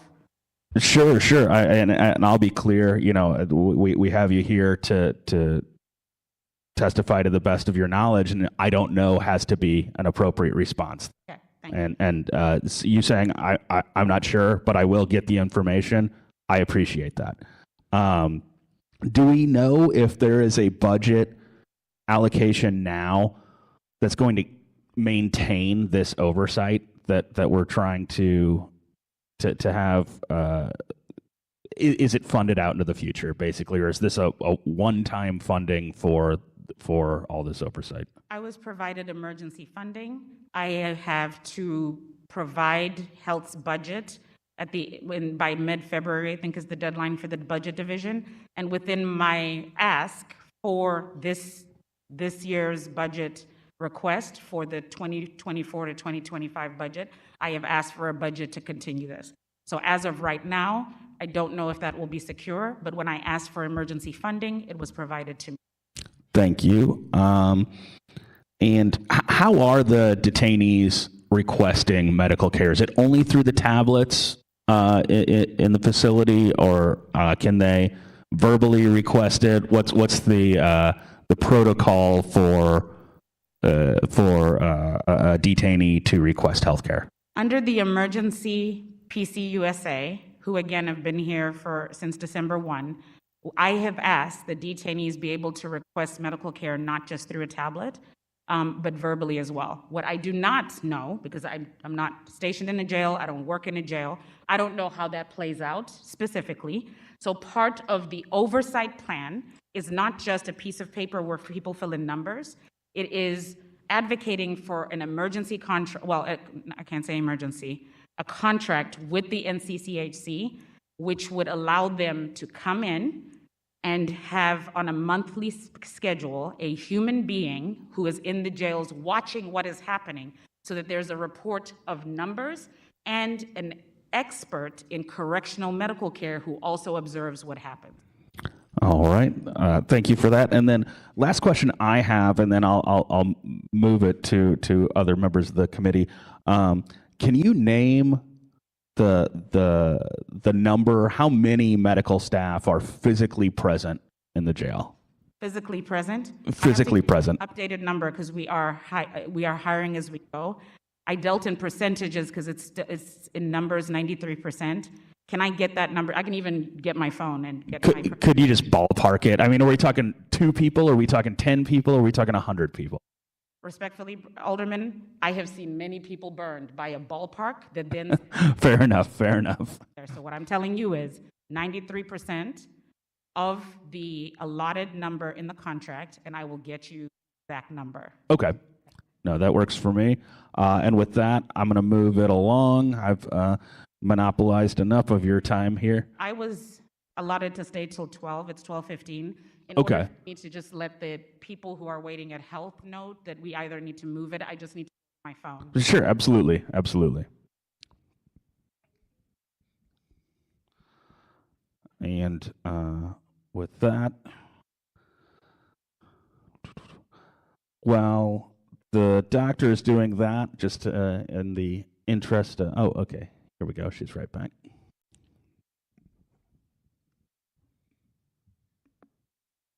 Sorry, and I don't text at hearings, but if I need to stay longer, I need to tell someone to allow me. Absolutely. Absolutely. No, please do. Please do. But I'm listening, so if there's other questions. Alderman Oldenburg, do you have any questions for the doctor?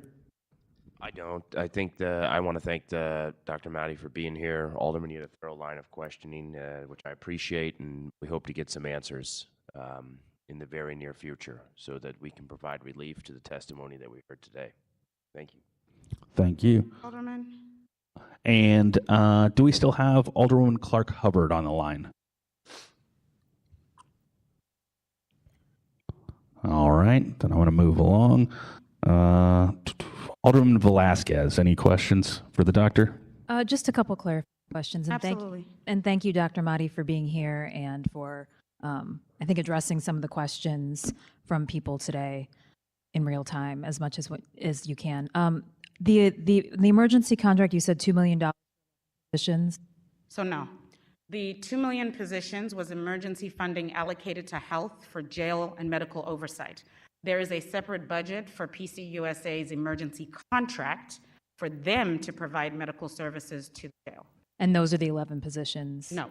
So I have asked for health. Oversight is different from medical care. Oversight is me just making sure the people that provide medical care are in the jails. As many of you may or may not know, health doesn't provide clinical services. It is my hope that we will, but this health department has not provided direct clinical services outside of a small TB clinic for close to a decade. So we exclusively encourage and facilitate and uphold the amazing federally qualified health centers in the city of St. Louis, of which we have 4, to provide care to folks who need it, but we don't have clinical services. So there is a contract through PCUSA for them to have all of the medical staff under their care, right? And my job, and the $2 million that the mayor provided health, is to do oversight, to make sure that the subcontractor is doing their job. So I asked for funding to be able to do that because those positions have never existed until Mayor Jones prioritized it. And just to be clear, those are the 11 positions. Those are the 11 positions. And then where are we? Where are you on filling? You have CMO, and I just want to be clear, everybody knows how challenging it is to hire people who want to work for city government. When I first came, the average turnaround for hiring from a time of posting to someone coming into my department, 6 months. Let me say that again, 6 months. So the fact that we've been able to retain 93%, and we may have a chief medical officer who's very experienced, is something that I'm very grateful for. But no, we have one person, final stages of negotiation. We have other positions posted, not even all of them yet, on the Department of Personnel website. And the Department of Personnel is prioritizing this. We've asked them to with us, but that is outside of health's control directly. Great, thank you. I appreciate the clarification. Last question. I know that you had mentioned that it's hard to calculate the budget that you would need, but I think in the next coming months when you present, it would be, I think, good for all of us to hear what that could look like and what you're. Can you repeat the question? I haven't quite asked it yet. Sorry, thought I missed it, girl. I want to say, I know that you are working on a budget, and that's hard to see like what could be, but I think it would be helpful for all of us here, especially in comparison to the less than one they're already spending, on the health department, for us to hear what that number could look love like. it. That's all I have. Thank you. Thank you so much. All right, thank you, Alderwoman. Alderwoman Saunier, any questions for the doctor? Yes, of course. But before I get to questions, Dr. Mahdi, every time you come before us, I'm going to put this on record that I love you, that I love your service to our city, and I really enjoyed your engagement with our community today. I think, a lot of times as leaders, I think a lot of people are afraid to talk about the obstacles, barriers in front of us. And so sometimes we put up guards, we double down, we get defensive. But I think a lot of time what our community wants to is that humanity, is that empathy, is that transparency of being honest about, I care about this and I want to move this forward, but here's what's in front of me. But oftentimes it's an acknowledgement and an ability to see people. So I just really want to thank you for the way that you've engaged with our guests today, that I think that's an excellent. And I just want to say on record, they should be angry. Absolutely. Should be pushing me. Absolutely. They don't even know me. Do you know what I'm saying? But it's still my job. They may not agree. We may not agree. We often haven't. But we still got to do this work. So I appreciate the acknowledgement, but really the focus should be on the devastation within community and what we're going to do and what we're all trying to do, I hope, to fix that. Absolutely. And I think they have a right to be angry with every single one of us, opinion, because we're all leaders. So, that's the conversation. I wanted to follow up on some of the things that you talked about. So specifically the emergency medical records, what protections are we putting in place now to make sure that we have primary and permanent access to those records? Love that question. I was horrified to discover that we had, let's a couple more clicks for that one. A couple more, all the clicks for the Alderwoman. But I was horrified to find out that we had inherited a contract that allowed the subcontractor to bring their own EMR and then to take it. That's not okay. So my hope, once I've stabilized, and real shout out to PCUSA for even agreeing to take on somebody else's EMR, but my hope is that we will commit in the long term to having the city's own EMR that is here. Mayor Jones has supported that, and her data leadership and my data team are working towards that goal. And it is also reflected in my request for next year's budget. Thank you. And I know you mentioned having a psychiatrist available. I'm so excited to hear that. And tied to some of the testimony, some of the instances that I know have been happening, can you talk about the psychiatrist's role, particularly in regards to things we're hoping to put in place as far as wellness checks when detainees exhibit, symptoms of severe mental illness, and also detox, because we know that sometimes they're in there for years and come in with substance use. So let me clarify again, because record and all the things. We already have people employed through PCUSA to provide mental health support in the jails. We have nurses, we have administrators, we have at least one physician who has experience in medical health, and that person was retained from before. I think continuity is very important for stability, right? But what I'm speaking to is that as part of my protected position, a person who will work in my department, that we are on the final stages, but this person may not accept. So everybody, fingers crossed, that this particular candidate would be also in addition to what we already have, a licensed psychiatrist. I think that strengthens it, because as a person who's worked in the clinical care myself, it's hard to do evaluation while you're doing the work of clinical care. So if you're in an office or a clinic every day providing medical care, I'm sure my experienced nurse here of 17 years can tell you it's really hard to also build in time to do all of the evaluation on top of the clinical support. You should, but this person will help make sure that that's happening. Can you elaborate just a little bit more on specifically, like I said, those instances where folks are having severe symptoms of chronic mental health issues, and things that it could already be in place or things you want to put in place connected to detox? Yeah. So my behavioral health team, we all took a tour. Then I put members of the behavioral health team have sat on multiple public safety committees so that they can understand all of the people that interact. Because a lot of people don't know that medical care isn't just about a care professional. How they're transported is another public safety area. If the paperwork is correct from the courts, is the courts. So there are arguably 5 or 6 departments that have to work flawlessly just for someone to get care. So let's say the doctor's there on time, ready to see them, but they don't get transported on time. Now, it's a statistic that says 0, they didn't see that person. But what really happened is they were ready to do their job, maybe they didn't get there on time. So we just mapped out every single thing that has to happen for a person to just get seen, which is just the basics. And it's actually very complicated. So that's one area we're working on, is mapping that out and then bringing together those public safety leaders to say, hey, in order for me to get medical care done, I need transport to be on time. I need the paperwork from courts. I need all these different people to work together, and that's hard. Ask your question again so I don't keep going on It tangents. was just detox and symptoms of So severe when chronic. they were doing that, mapping out that process, detox is both physical and care. So we're looking at the spaces provided for detox, and then we're looking for the standards that the NCCHC puts together for how detox should look. So what's great about having a potential candidate who is a psychiatrist, they know that. What's great about now being engaged with the NCCHC is they have the standards for nationally, so they can assist us in really looking at what are the spaces that we do, what are the standards I need to hold people accountable to for detox, and then the actual medical care. Can I answer that question? I don't want to get in trouble. Is the jail currently meeting that standard? He repeated it. So again, remember when I said we're currently getting the report together to look at whether we're meeting standards? That's what we're working on. I did not inherit from the prior provider as to whether what standards they were doing or how they were doing it. So we're looking at the EMR, we're looking at what they did, we're mapping out and talking to NCCHC about what detox should look like, and then we're going to try implement that in real time.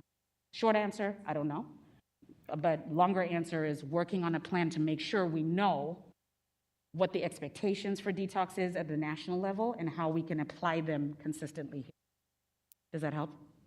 You don't look happy, but I'll try to get to it if I do Yeah, get to it. that's okay. So my last part, I don't know if this is really questions, it's just maybe something to look into and we can talk about it when you come back.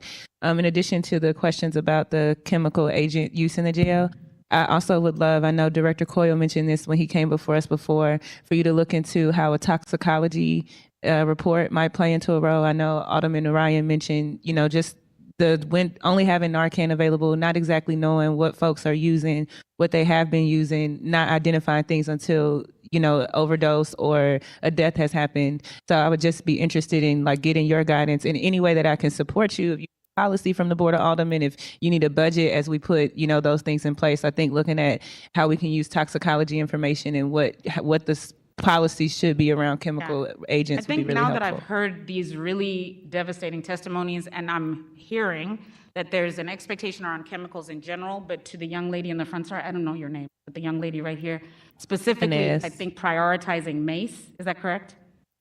I just want to be clear. We want to prioritize I think MACE, but I would say that you should maybe get a general question, just confirm in general, what are all the chemical agents being used? I know. So I've heard. I would agree with the Alderwoman there. I think if we could just have a kind of a rundown on any chemical irritant that's being used in the facility so that we encapsulate the whole thing. So I want to be clear. I can ask, but that's outside the scope of health currently. So I will ask, and as long as I get it, I can deal with the public health and medical side. But I am not, and neither is Health Empowered, to be a toxicologist for the jails. So I will ask for the list. I will prioritize MACE, and then I will get you what I know. Understood. And if you have any problem getting that list, please let this committee. Ooh, Chad. Okay. Okay. My last statement is just, I think what the conversation that was had today was very helpful. And so maybe it would be worth us looking at, even outside of a hearing, just providing space for people in the community to come talk to us. Because obviously we're not there. We don't do work there. We don't necessarily even work with folks once they get released. So creating more spaces for community organizations like FCC and others who do that work to tell us what the concerns and issues that they're hearing so that we can be addressing those. And with that, I yield. Thank you. Thank you, Alderwoman. Last but not least, Vice Chair Aldridge. Sometimes it sucks when you last because everybody want to get all the good questions out, and you're just in the community out here making it happen too. But first and foremost, before I start in my questions, I also want to, every time, flowers. but especially when it comes to the jail, this has been an ongoing problem for several administrations, and it seems like things aren't getting better. And I know that's why this committee has been committed to trying to the best of our ability, legislative branch, because there's several different branches that have power to do, to try to figure out what we can do either from a policy side, what we can do from the legislative side to improve the conditions so that while jail is not a place that it's not a place of luxury, it shouldn't be a place that is inhumane where people are dying under our watch. And to know that you, since December 1st, let's get that, I know you're big on the facts, right? Since you took over December 1st, to know that you are now in a position to hopefully improve the conditions gives me hope, because I know how you look at healthcare. I know how you look at making sure people have proper medical care or access to healthcare, especially our individuals and communities that have been disproportionately affected by healthcare systems. So, and also I appreciate you always being 100, speaking truth to power.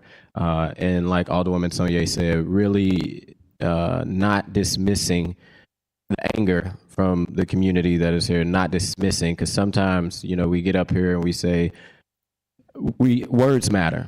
Yeah. And I know you're very intentional how you listen to people. But I'm angry too, but I gotta check myself sometimes. So I want everybody to know, if I've sounded tight, we all tight together, right? But it's still my job. So it's my job to hear what I heard today. It's my job to try to make myself available to people who'd like to have conversations after. But it's my job to just do the job, right? And it's my job not to prioritize how I feel or how community feels, and more importantly, over the men and women in our jails. Absolutely.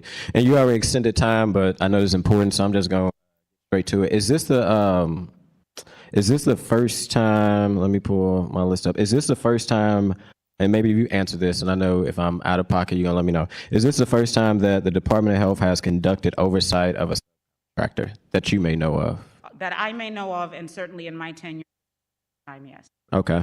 When it comes to policies and procedure around the healthcare service, is there, and I don't know if this is in your realm or the commissioner realm, is that policy when it comes to healthcare and access to how detainees get healthcare, is that something that this public safety committee can be able to see and know what those policies are? Yeah.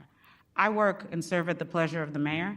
I will do whatever I'm told I'm allowed to do within my job. However, now that health is involved, those policies are being made. They're being made as tightly as we can in alignment with NCCHC standards. And if, again, I'm allowed to, I'll give whatever I'm allowed to give to whoever needs to get it. I think what the general public has heard for a very long time, well, more recently, but for a very long time as well, is that the timing when people are receiving medical care, if it's their medicine or in medicine if they're diabetic and other things, have been delayed. Some may argue to say due to the lack of medical care is why individuals have died. Some will say it's been their life experiences, or not life experience, their the condition of their health of why they no longer with us. But it's also maybe things that we could have provided to make sure that that condition stayed stable. So under your time, it has the timing improved for our detainees to actually receive the health care needed? Yeah, I won't sugarcoat it. The timing is terrible. And the timing has been terrible for a long time. And that's part of the backlog that we're trying to get. And because there's like 5 different departments involved in one part, it's been difficult. Because we don't always have staff, it's difficult. But I do like the nuance that you brought in, because I do think that people sometimes have unrealistic expectations of medical care in a facility. And so the jail is not WashU, and WashU is like probably the most privileged hospital, but not always the safest for us, but I digress. And I would say that healthcare where the most vulnerable are should be better than for the privileged. Correct. Let me just say that again on this first day of Black History Month. Healthcare for the most needy, for the most vulnerable amongst us, should be the highest quality where those people are, and not for the privileged. But in these United States of America, it is flipped, right? So the expectations for this very under-resourced Department of Health, this very under-resourced jail, is that people are not going to get the same timeliness and the same quality of care as a very privileged person at WashU. That's not acceptable, but that's what's happening, right?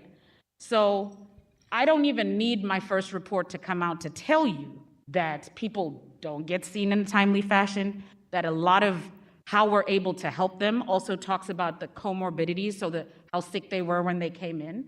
But I would still argue that the standard and the goal must always be to prioritize the quality of their care higher than we would expect in places of privilege. So very behind. When my report comes out, I can tell you how behind.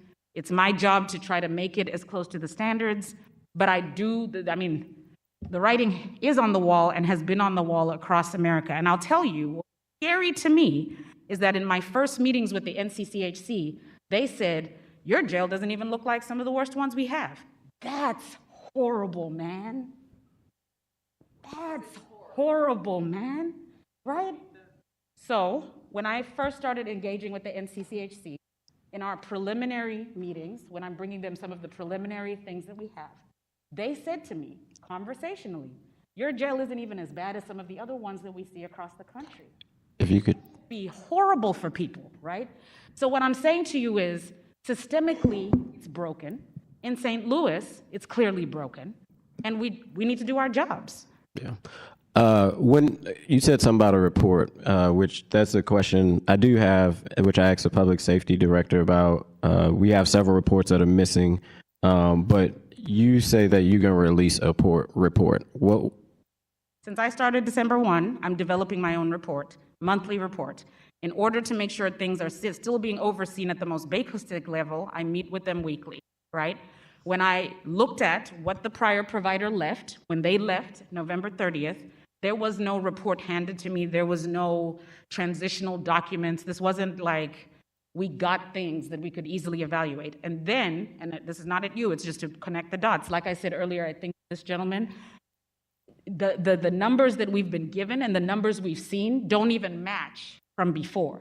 So we're trying to get to as close to the right number and implement a first of its kind report and go into contract with NCCHC so that we have the national accrediting body and not just me overseeing medical care. So I'm trying to put more checks and balances to try to help our inmates. Yeah, and let me clarify, because I think I merged two things. One question for somebody else, but the question of how the city has currently been tracking statistics from the CJC they've been missing, and you had mentioned that you're going to be doing a report. So to you, Doctor, I was just curious, as this is new and you starting this report, will that report either be part of the tracking of their statistics, or would that be public or something where the community could see the improvement, which I'm hopeful for under your leadership, the improvement of healthcare in the CJC? Yeah, so there isn't just like one report and one body of data. There are many reports out there. So public safety have their own report. I don't work in public safety. Correct. Health, I have my own dashboard around substance abuse, publicly available, current right now. But as far as medical care oversight, that did not exist. This mayor prioritized health being involved. We've been involved since December 1. We are developing. And I will make whatever I'm allowed to by law or by the policies of the city of St. Louis available. But there's so many different types of data, and I think we need to be clear about what data you're asking for. So I will always say, I don't know what public safety and them do, and I'm sure when they get an opportunity, they can do that. But for medical care, does that answer your question? Yes, ma'am. And then I got one more question. What are the protocols right now in place if someone needs to be admitted to the hospital? Is that more of you or healthcare? Or is that a question I should ask to somebody else? If you want a detailed protocol, I don't know that I could read one off to you from memory right now. But as far as my expectations go, if there is a medical emergency in the jail, I've made it clear that I need to be notified. And to my knowledge, thus far, that has happened. I have made it clear that that person is to be, we have relationships with area hospitals, and that we get ambulances and people over there. We don't have data sharing agreements with other hospitals. That doesn't exist. It's the flailing of not having universal medical records in the United States. So we rely on being able to call and figure out what's going on, and if they're willing to get their medical records team send us their medical records.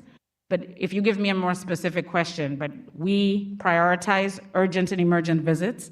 We do not take care of emergent and urgent visits because we're not in an urgent care or an ER. And so we send those with priority to the closest hospital, and they're picked up by ambulance. Gotcha. I am notified right away. Gotcha. And this is just a comment for the committee. I know Alderwoman Tyus want to speak. Maybe for the chair, I do think as after Dr. Mahdi speaks, maybe having the commissioners speak, because clearly the community is going to speak and they're going to have questions, and it'll just be more back and forth. Maybe get it, have the commissioners speak, and then back to the community. But I will pass it over to the chairman. Thank you. And Alderwoman Tyus, do you have any questions for the good doctor? All right, thank you. So let's see. That I believe that's all that we have for you, Doctor. Okay. Thank you so much for your willingness to come here today and to explain everything. And we'll certainly be having you back to discuss more of this as we move forward. Hope to see it moving in the right direction. Thank you. I don't have a pen, so do I just, are there minutes I can get so that the follow-up questions required of me I can respond to? We will put the questions together and get them over to you. Very much. And I'll just make sure that we have a list of any questions from the committee, as well as anything that may come up from community members during any further discussions. And we'll get a list of questions to you prior to your next appearance here. Okay. Thank you so much, Doc. All right. And with the administration, I know we're running quite a bit later than I thought we would. Does anyone, Ms. Clemens Abdullah, Director Coyle, is Ms. Barton there still? No. Are there hard time limits on either of you at the moment? Okay, then what I'd like to do is move to the remaining 4 members of the general public to get your comments in, and then we'll hear from the administration just to make sure that we can hear from everyone here today. Sarah Nixon, are you still available?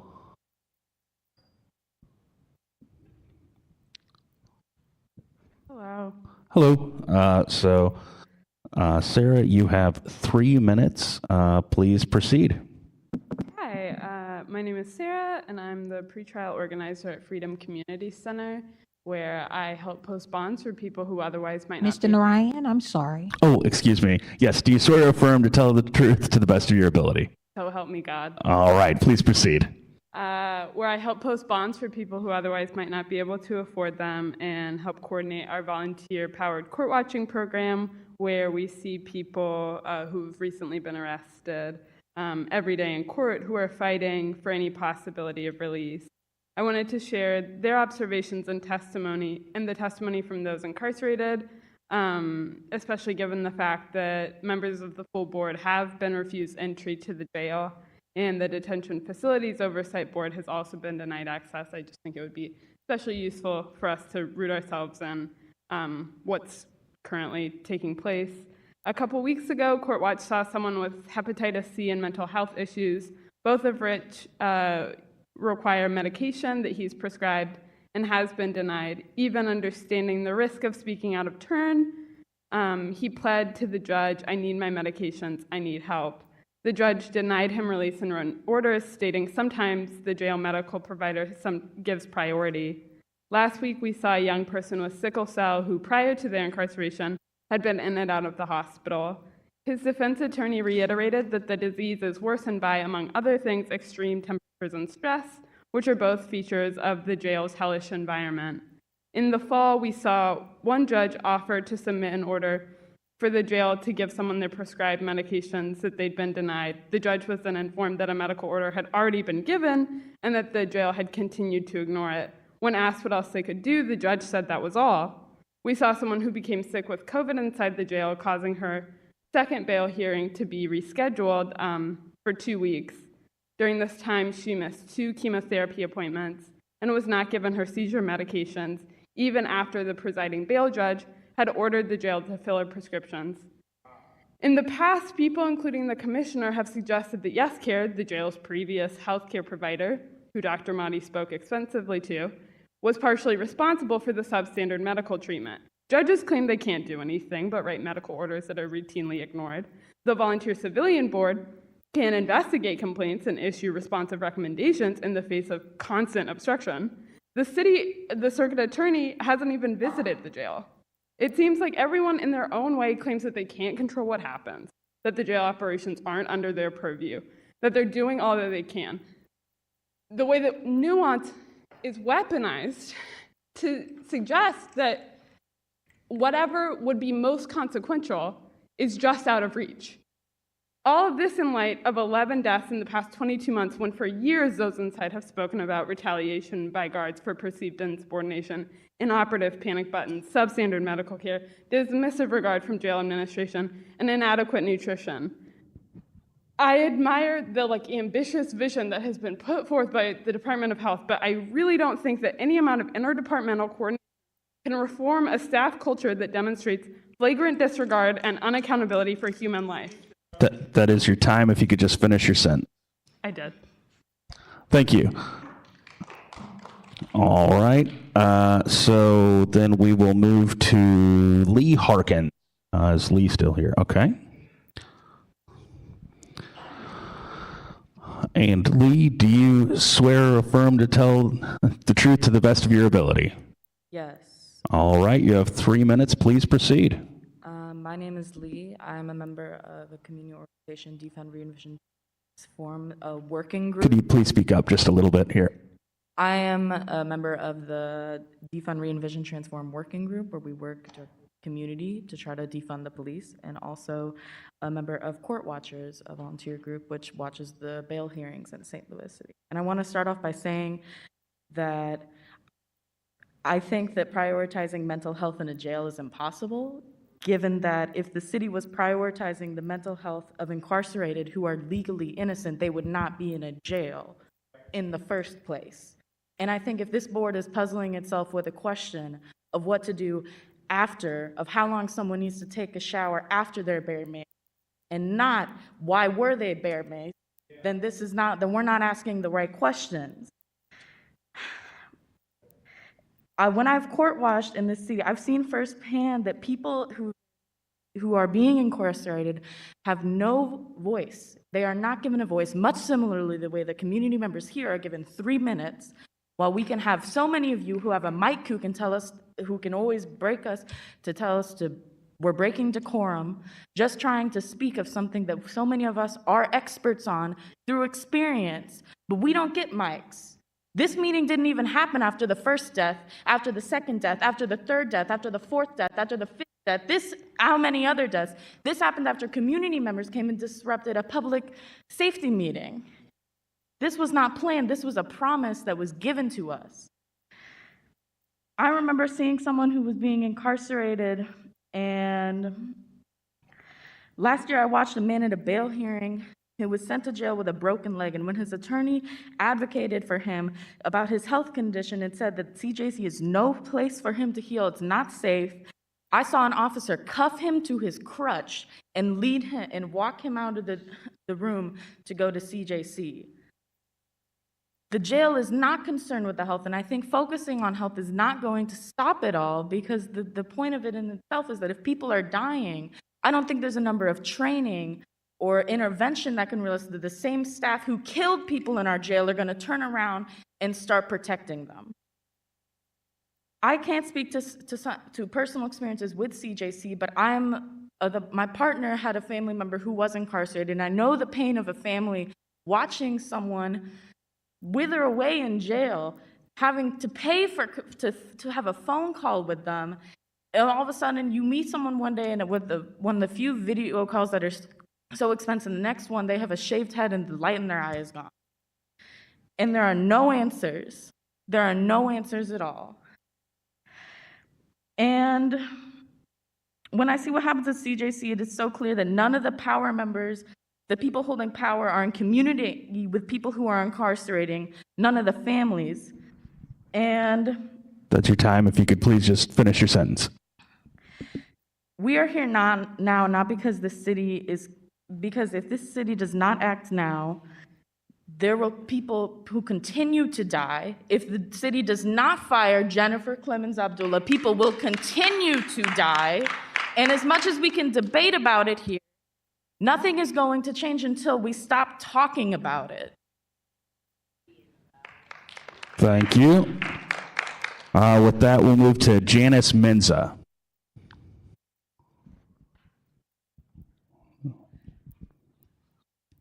If it's okay, we switch between the last two people. Sure. So you are Sarah Rose? I am. Okay, perfect. Sarah, do you swear or affirm the testimony that you're about to give is true to the best of your ability? I do. You have 3 minutes. Please proceed. So I'm also a court watcher with Freedom Community Center. I've been court watching since April 2022, and I cannot count the number of times I have heard people speak to their experiences with the medical system in CJC. I appreciate that Dr. Modi's plan is to address the relationship between when somebody is able to access care and actually receiving that care, right? So in between the doctor or the medical practitioner of some sort and the person. However, seeing her testify today was the first time that I have received acknowledgement that the system is currently failing and potentially responsible for the deaths that have happened within CJC. I am deeply appreciative of her acknowledgement. However, everything before this, we were told numerous times that nothing was wrong, it was individuals' independent fault, and that we should just sit back because we don't know what we're talking about. So I appreciate so deeply Dr. Modi's response. However, just as she acknowledged herself, she is not an expert in public safety, and she cannot speak to the direct protocol or actions that happen within CJC. However, Commissioner Collins Abdullah can. And so what has happened between 2022 and December 1st, when potentially changes might have been taken under account, given the testimony that FCC and others have been offering for 4 years now, and the numerous deaths that haven't even been counted before the 11 that we started numering out right now? And how is anything going to be different in all of the time that isn't when a doctor or a medical practitioner is directly interfacing with someone who is incarcerated? When we talk about public safety, the public of the city of St. Louis is everybody who is in the bounds of the city of St. Louis. People can only be incarcerated pre-trial because of the Missouri Constitution, Section 22, that says they can only be incarcerated if they are, 1, a flight risk, or 2, a risk to public safety generally is put at risk. I would argue that public safety, the safety of the public, specifically the public within CJC, is deeply put at risk by the actions and the current procedures that are implemented by Commissioner Collins Abdullah. And I don't think that we can really rest assured or temper our anger until we are sure that not just the medical practitioners and the acknowledgement of essentially no medical care that has been offered between, the origins of CJC and December 1st potentially might be offered after December 1st, we'll see, until the other procedures of relationships between guards and detainees within CJC is acknowledged to, 1, have been entirely harmful, 2, be at risk to the city's public safety, and 3, be part of the consequences of the 11 people and countless others who have died. Thank you. Thank you. And now, Janice Menza. Janice, do you swear or affirm the testimony that you're about to give is true to the best of your ability? Yes. You have 3 minutes. Please proceed. So today I want to talk about intention. So the harm that this bureaucratic smokescreen produces is not just the byproduct, it's the point. The people cycling through positions warden, healthcare providers, public safety director, public safety committee, alders, the mayor. That's the point. The people we love are in the jail and will be in the jail longer than you guys have been in office. The problems will exist in the jail longer than you will be in office.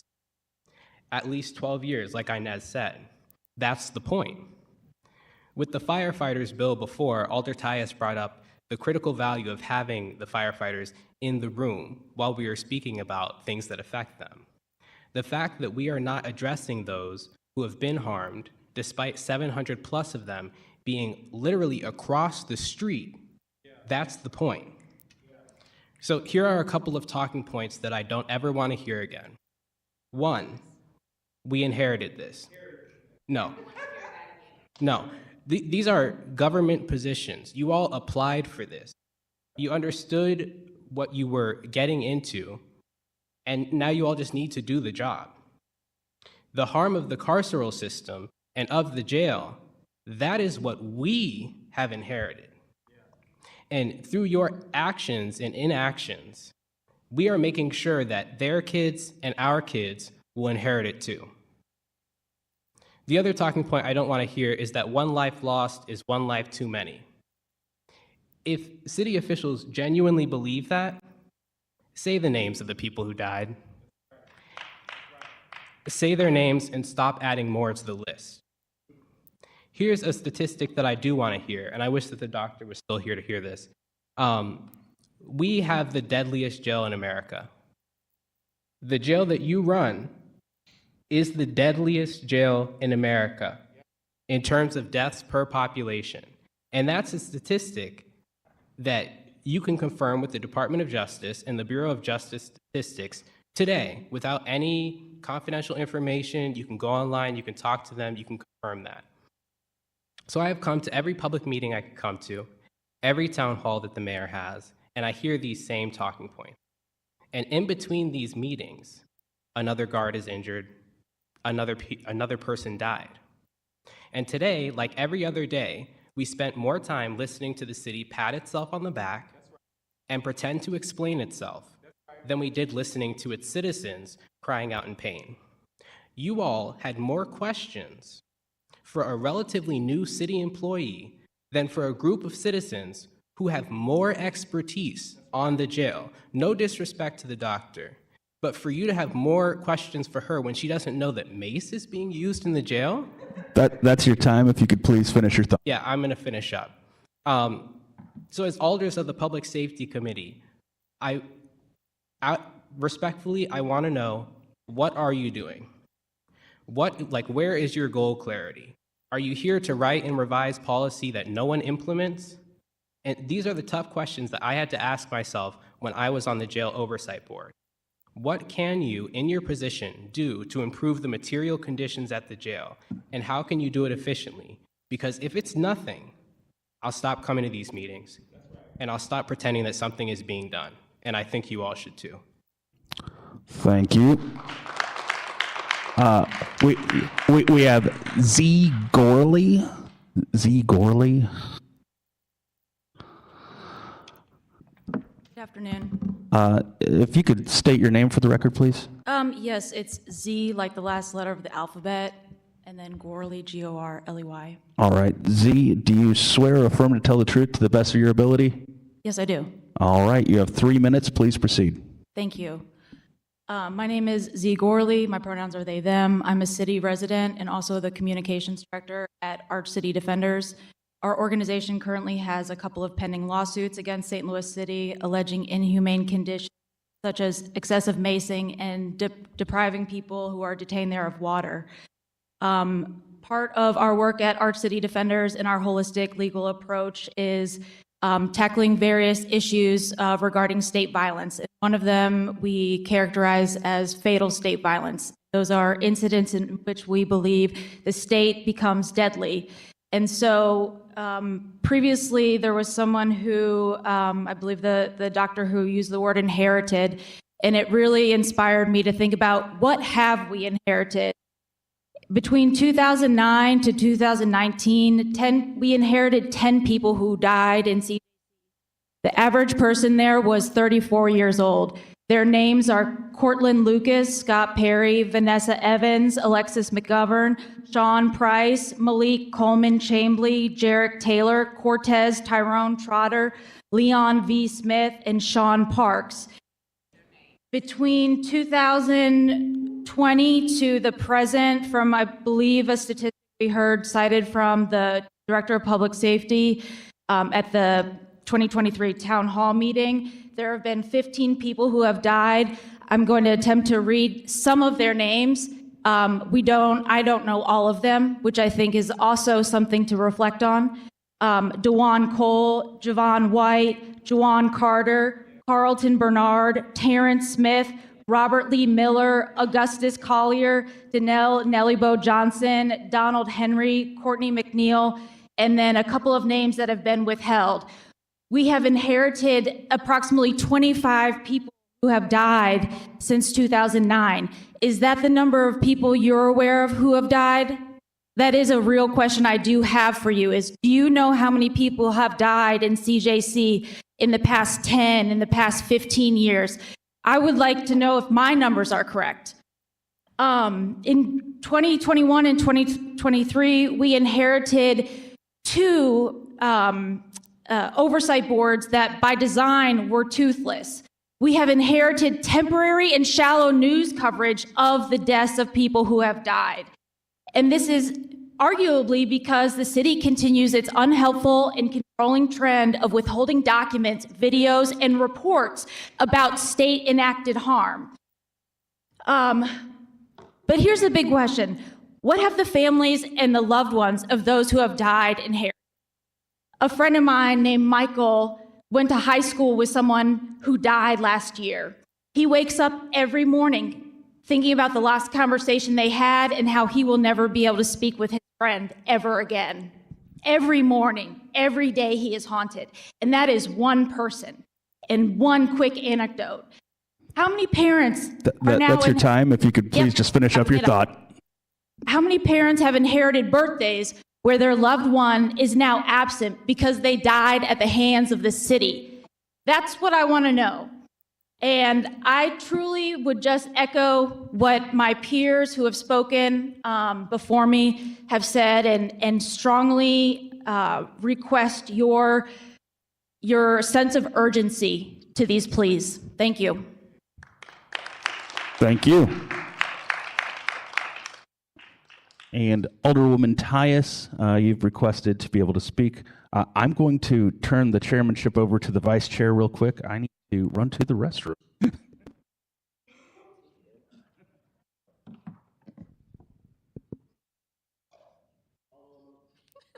Alderwoman, will you raise your right hand so we can swear you in? Oh, this one? Do you affirm to tell the truth, the whole truth, nothing but the truth, so help you God? I do affirm. All right, Alderwoman, if you can state your name and the ward you reside in, and you may reside. My name is Sharon Tyus. I reside in the 12th ward now, which used to be the 1st ward, but was originally the 20th. I live in my very same house. And I also lived there when I became an attorney with the public defenders in 1989, which is when the first time I started to deal with the workhouse in the city jails. And then got elected in 91 and came here. And in 2001, became the chair of public safety and took not only myself and all my committee members, but also the press into the workhouse. There's a reason why you have experience and you don't take people's seniority, because then you learn all the stuff that they know that you don't.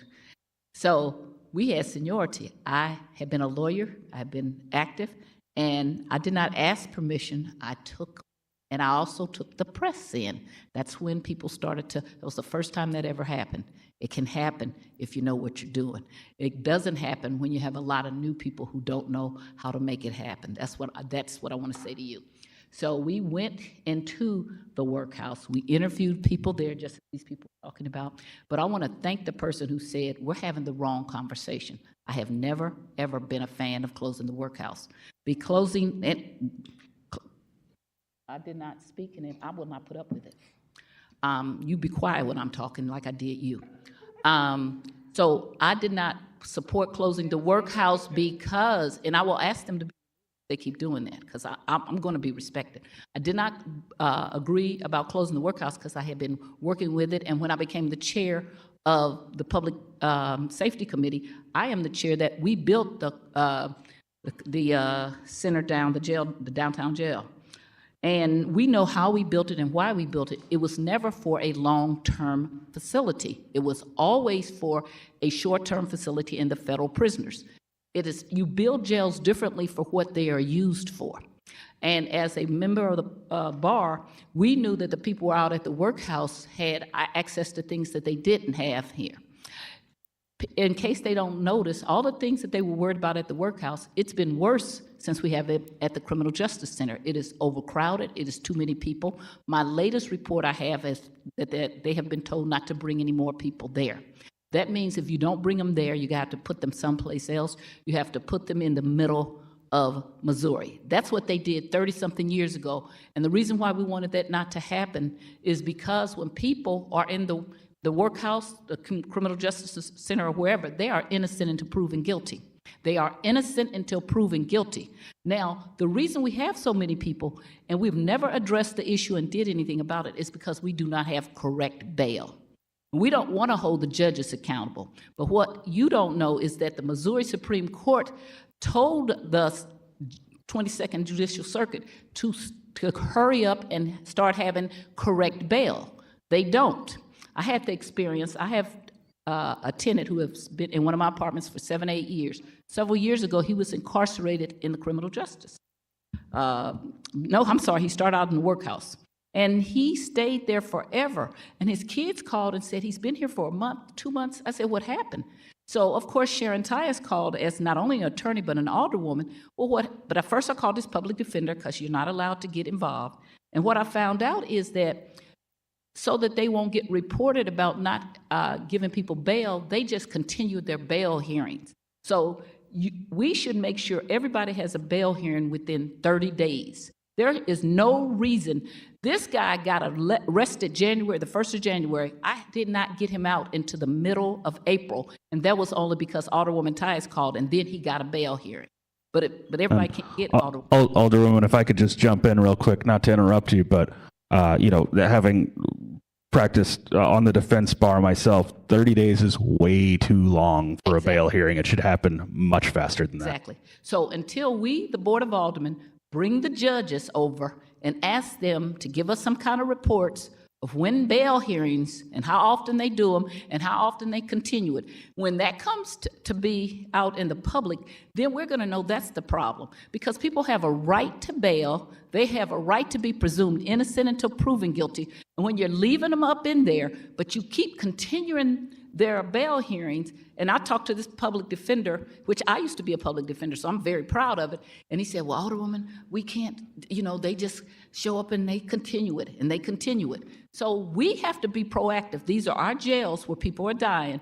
We have to be proactive, and we have to stop playing the game, and we have to do the hard thing. And yes, the judges are going to be mad because they won't want to be held accountable, just like police don't want to be held accountable. But we are looking at the wrong issue. When I was in law school, we had something.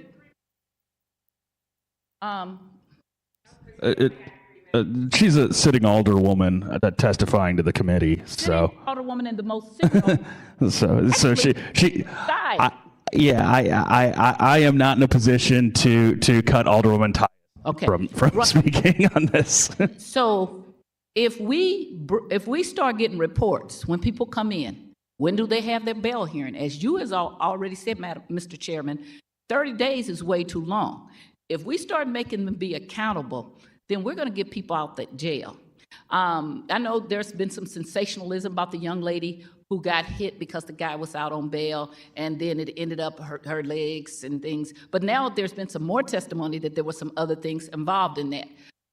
Even if that happened, what I'm telling you, he had a right to bail unless there was somebody here who testified about unless they're a flight risk or they're a danger to the community. But just to assume people are guilty or to just keep passing the buck and not give them bail is the real problem. If we do that, then we will clear up things. But closing the workhouse did not solve any of the problems it made things worse. People don't have to listen because they don't want to hear experience. But I've seen it from being an attorney. I've seen it from being the chair of public safety. I've seen it from taking people through the workhouse on more than one occasion. I've seen it from helping to build the criminal justice center.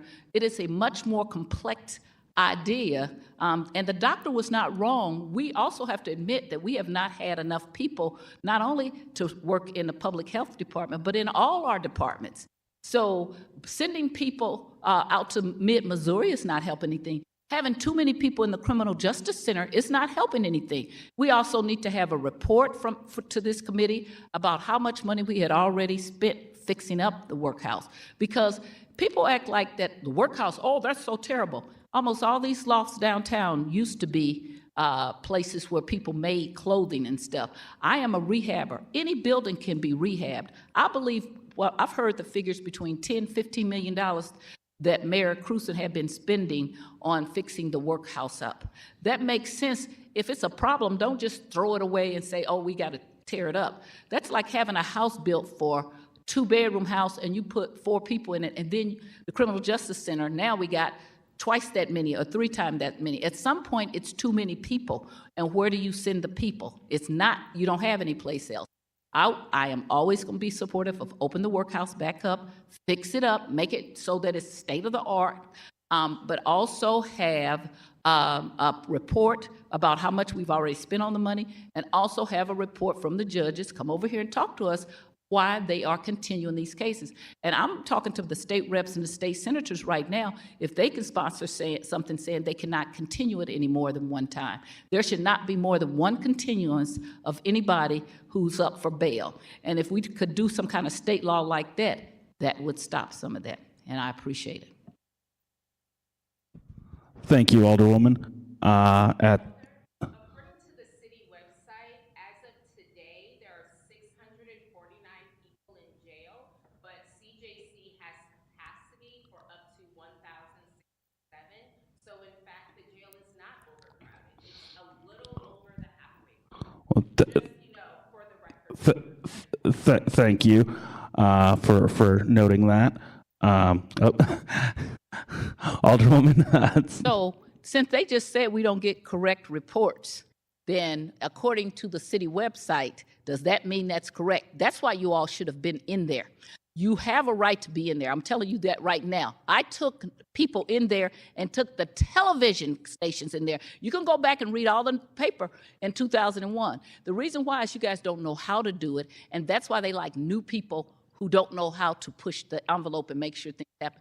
You have a right, and you should be getting subpoena power. All those things that I used to use that people don't want you to do, that's what you have to do to get things done. Thank you, Alderwoman. At this point, if the administration would like to, I'm not sure who all we have. I don't see Ms. Clemens, but Director Coyle, please feel free.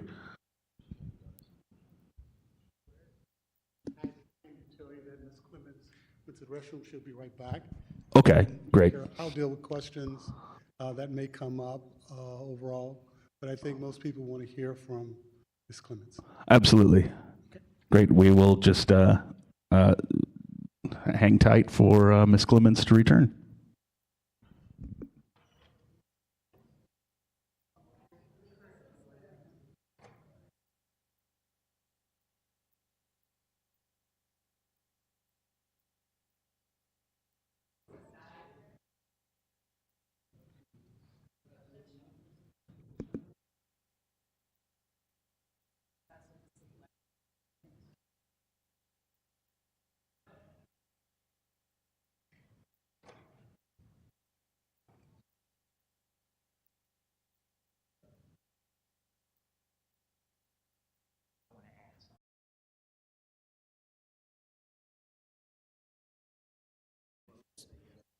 Can I? Is it okay? No, I just want to let y'all know we were allowed access in Charles County Jail about 2 months ago, members of the And press. I'm sorry, sir. I'm not sure who you all are. I just wanted to add that in there just as Sure. So I would like to get access. just since we're Yeah, hang tight because we're still actually in yeah. Hang tight, and I'm certainly happy to discuss it, but we just got to follow some of the basics here. And there is legislation being worked on to access to that I'm working on, but since we just talking about it, it's online.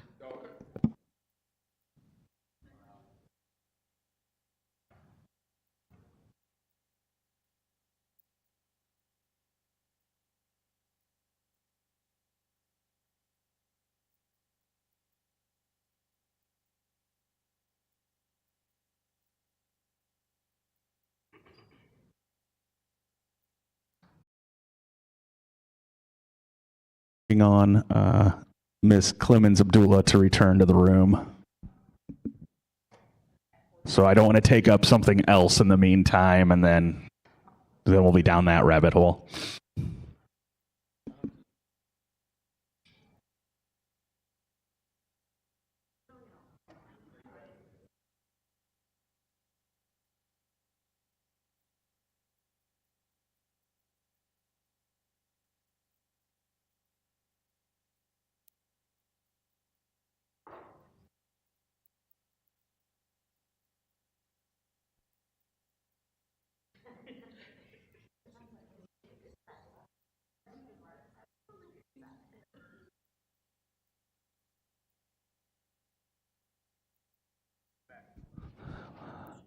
Ms. Clemens Abdullah?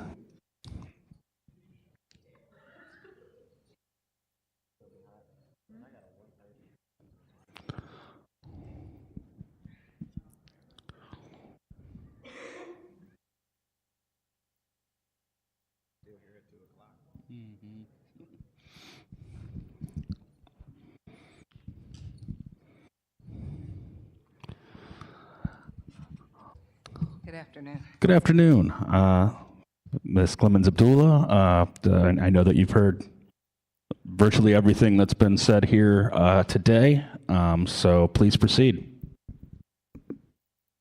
I thought you guys had questions for me. I was listening to the.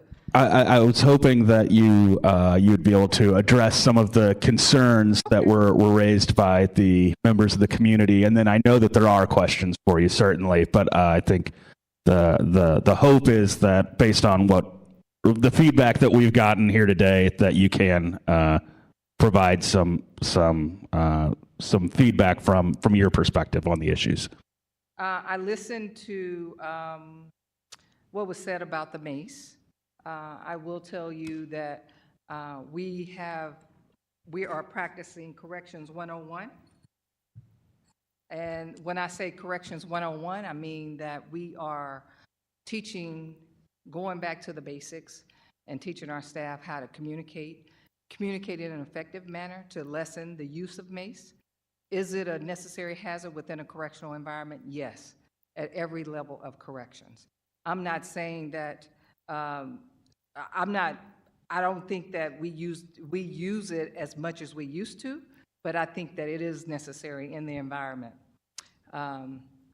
There was, someone said about help needing, getting aid for individuals laying around. We respond, our staff respond. We don't wait on medical oftentimes if somebody is unresponsive. We call EMS oftentimes before medical responds if it's bad enough. It's just dependent on the situation. We talk about the various things that go on. We have, in the city of St. Louis, have had a lot of litigation.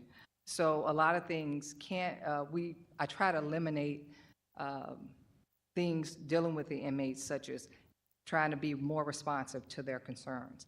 Having them, when they submit a concern, have the staff respond by way of either paper, verbal, or the tablet.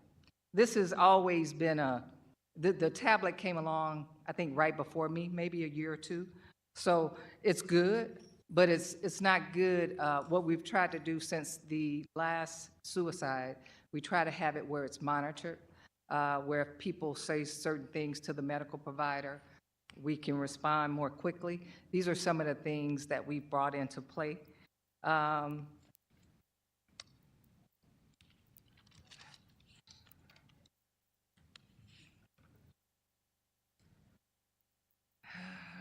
We do have people that come inside of the facility. We get 30,000, average about 30,000 a year. And in doing so, oftentimes when we do our first intake screen, somebody will say, hey, I'm on this medication, that medication.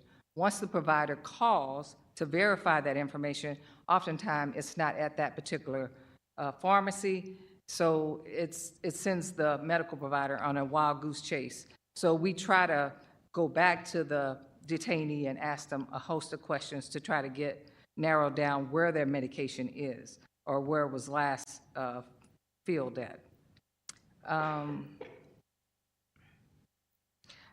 We do offer a couple phone calls a month free to the population so they can call their family.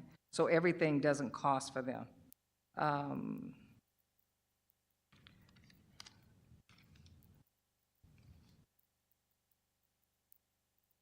They asked about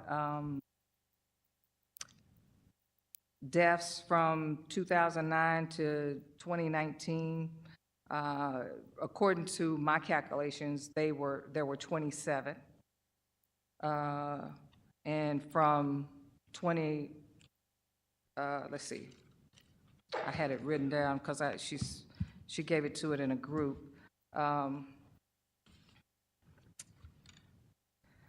2009 to 2019, 27, and from 2020 to 2023 was 10.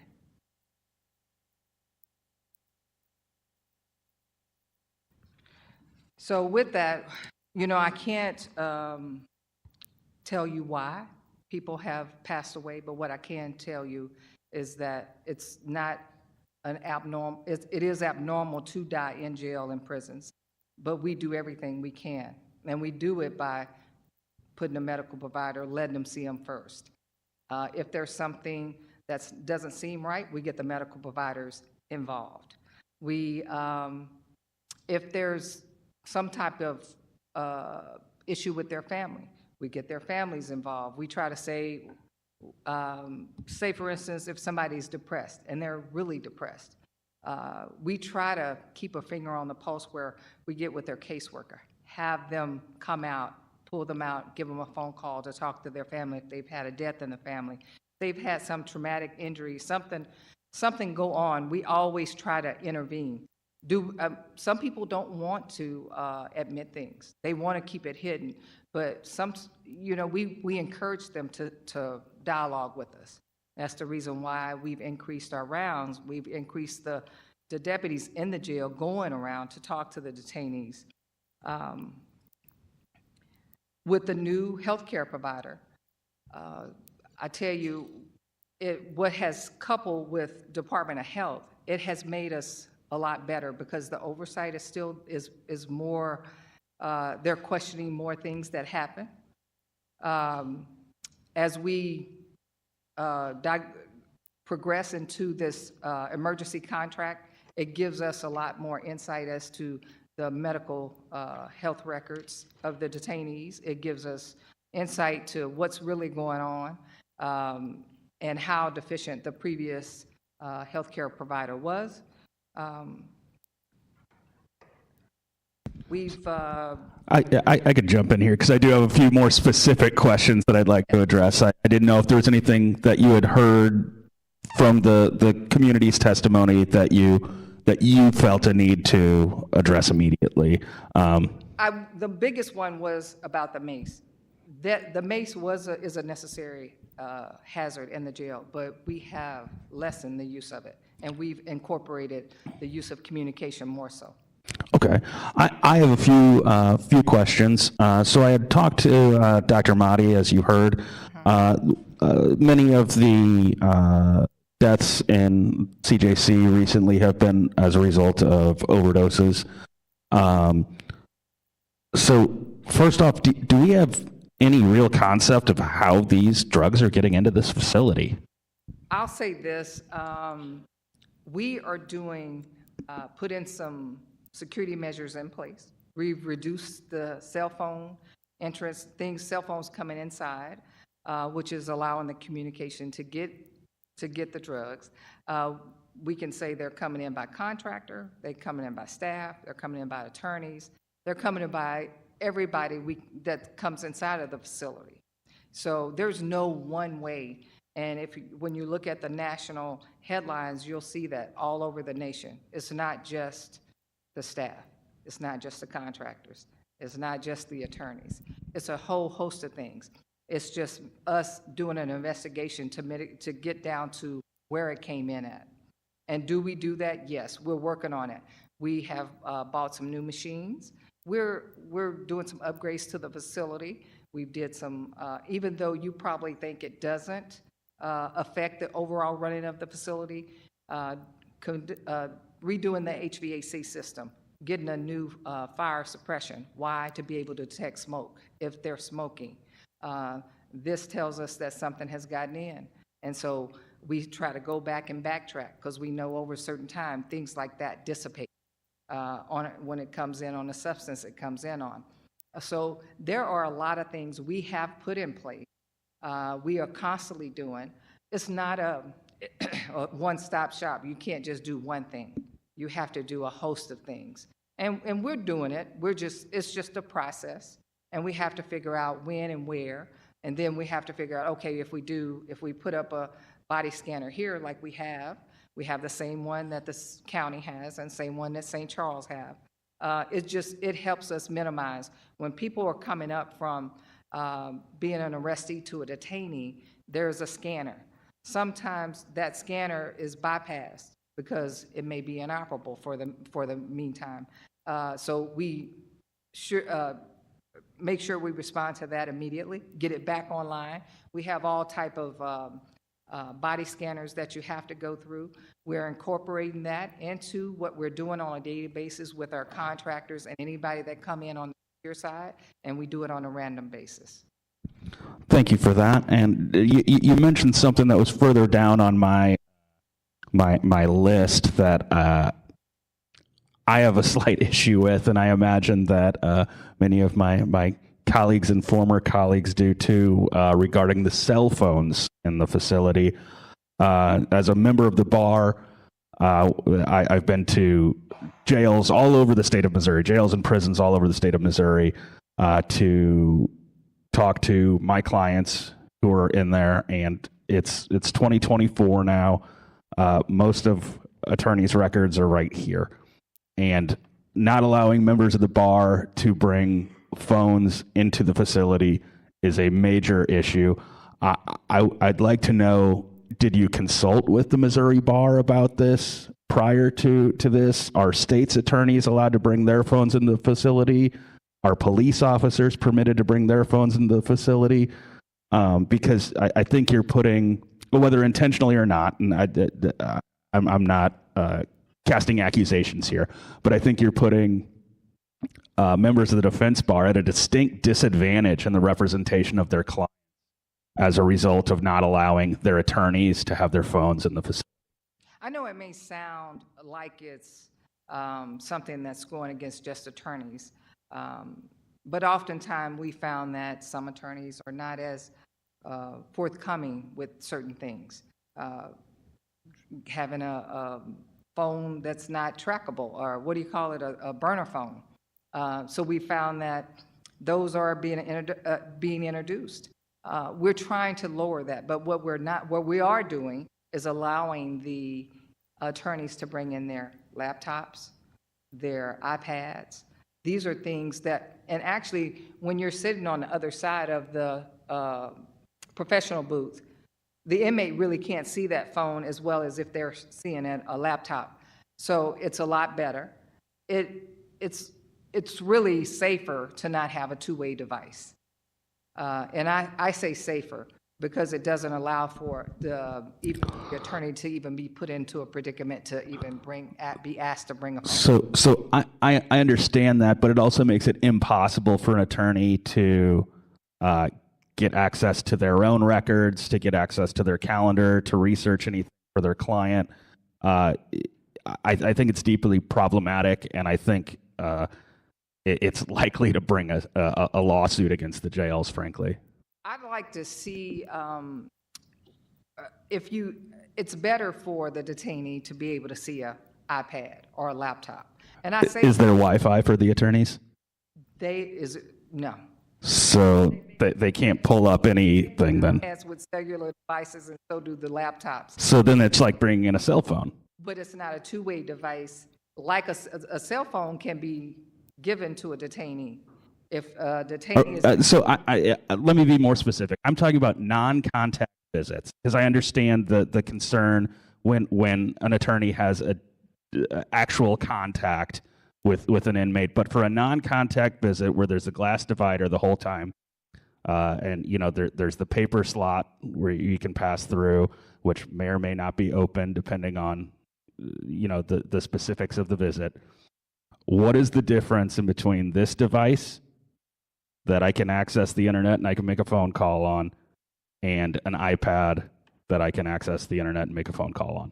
The difference is you can give that phone through that panhole. He can conceal it or she can conceal it somewhere, versus a iPad or a laptop cannot be concealed.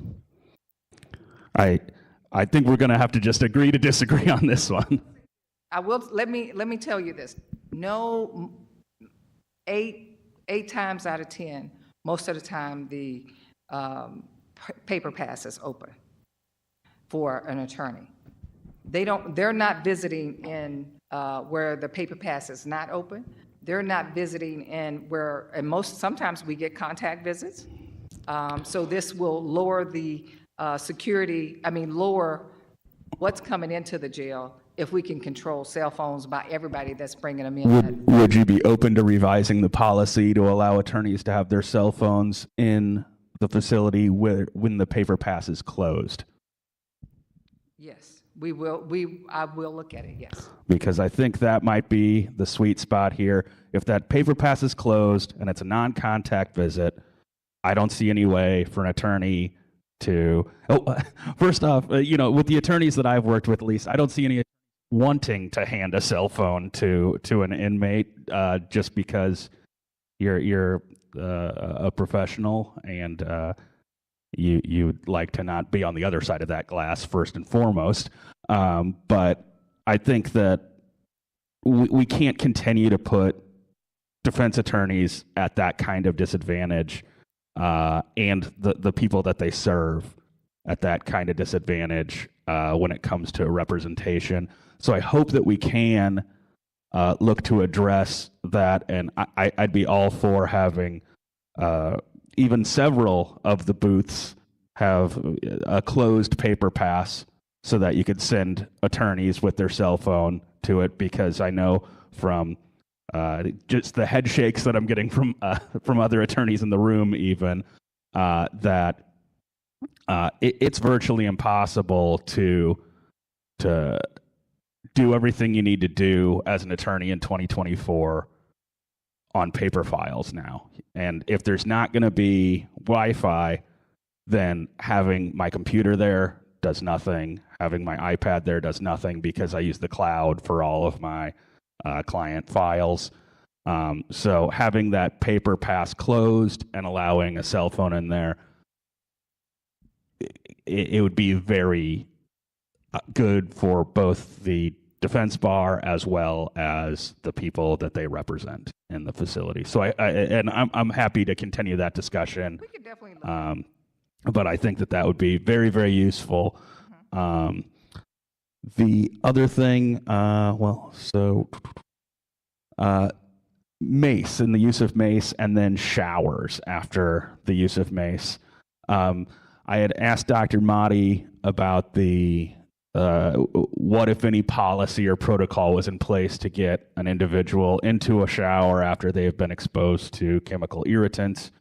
We've heard from members of the community that sometimes individuals are left after being exposed to chemical irritants for lengthy periods of time, which I don't think anyone who's been exposed to those wants to sit and kind of marinate in them for any length of time. I think once they have served the purpose and you've gained compliance over any inmate, what's the protocol on making sure that that inmate is dealt with humanely and is able to clean their eyes, their nose, all of that? The protocol is that once they are sprayed, they are taken immediately down to medical or within a reasonable time. It's not several hours, and then they come back and they're offered a shower. And they get a clean uniform, clean underwear, clean everything. And they go back to the cell. That the young lady described, I don't agree with that. I don't go along with that. But has it happened? I don't know. I didn't Monday morning quarterback anything before me, but what I can say is we practice that in the federal facility, and that's the same thing we practice here. Okay, thank you for that. And then access to medical care. I had asked Dr. Mahdi, and she said she wasn't sure about she knew the tablets, but she wasn't sure in practice how it was working with verbal access to medical care. And, I know many of us in the room are probably tech-savvy people, but I imagine that there's some folks at CJC who may not be so tech-savvy, who maybe don't have the know-how or willingness or the money. Thank you for that. That was actually my next question. To utilize this. So when someone just verbally asks for health care, what's the protocol there? When they ask for it verbally, usually the officer makes a note in their IJMS and they make a call down to medical. Oftentimes, if they say it's serious enough, they'll go ahead and call medical right then or notify the supervisor to call medical and relay the information. The tablets, when it speak of communicating, it costs nothing to send a concern to a medical provider. All they have to do is check it out and get it, log in, and send the notice. It doesn't cost anything to use it. We have about 80 games that they can utilize. We have the law library that they can utilize. It's all for free. So sending a concern to a medical provider to say, hey, I got this, and they go through it every day, and what she talked about, urgent and emergent, what they categorize it and they number it, whether it be paper, whether it be verbal, whether it be, if I hear inmate ask for any type of medical, I myself will call medical and make a note. So I can come into this facility without a penny to my name, and I can get one of these tablets. Yes. And medical care, if you need to, you get, I think, a couple messages free. I think you can make one video phone call a month. You can communicate with any of the staff via the tablet and not have a penny to your name. Okay. And then you had mentioned phone calls and the cost of phone calls. What do phone calls cost right now? FCC regulates that. It may be 23 cents a minute. I'm not real sure. I'll get back with you. Okay. And I think one of the biggest issues that I see when it comes to people who are incarcerated, particularly locally in our jails here, all of these folks are going to come out and they're going to be our neighbors at some point. And so how we treat them in the meantime dictates who our neighbors are when they come out of these facilities. And if we want to reduce recidivism and we want to have positive interactions with members of our community when they come out of these facilities, I think that the ability to contact your friends and family while you're in this facility is absolutely necessary, both for your own mental health and for your return to the community, because you need those, and you're shaking your head, yes, I know that you agree with this, but what can we do to reduce the barriers to ensure that people can maintain relationships on the outside of this facility while they are inside this facility? Because a couple of messages a month or a video phone call a month, that's not nothing, but it's not enough to maintain family and friendships, especially say you have a couple kids outside, your parents are outside, all of a sudden you're debating which child or which parent you're going to have a video call with this month. That's just not sufficient to maintain the relationships that are necessary to guarantee success upon your release. And so what can we do to reduce those burdens and ensure that these folks can make the and I'm not saying that they should be sitting on the phone all day talking to whoever they want, but so that they can keep contact with friends and family so that we can assure or encourage their success when they transition back into our community. We can look at increasing the free phone calls for them. And is that something that would have to be done by contract? Is that something where we just run a phone line? I mean, what does that look like? Actually, it's just me telling the provider, we'll absorb those costs as a city.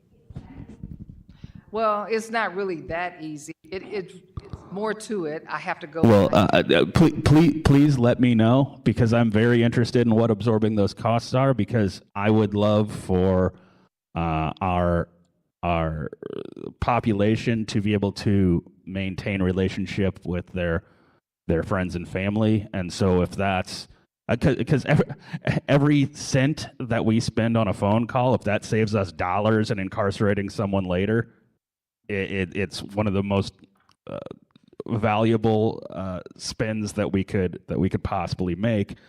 And I think that we certainly need to look at that. And I understand that, you know, it's not necessarily on you to make that call if we're talking about city funds, but it is on us to make that call when it comes to the budget.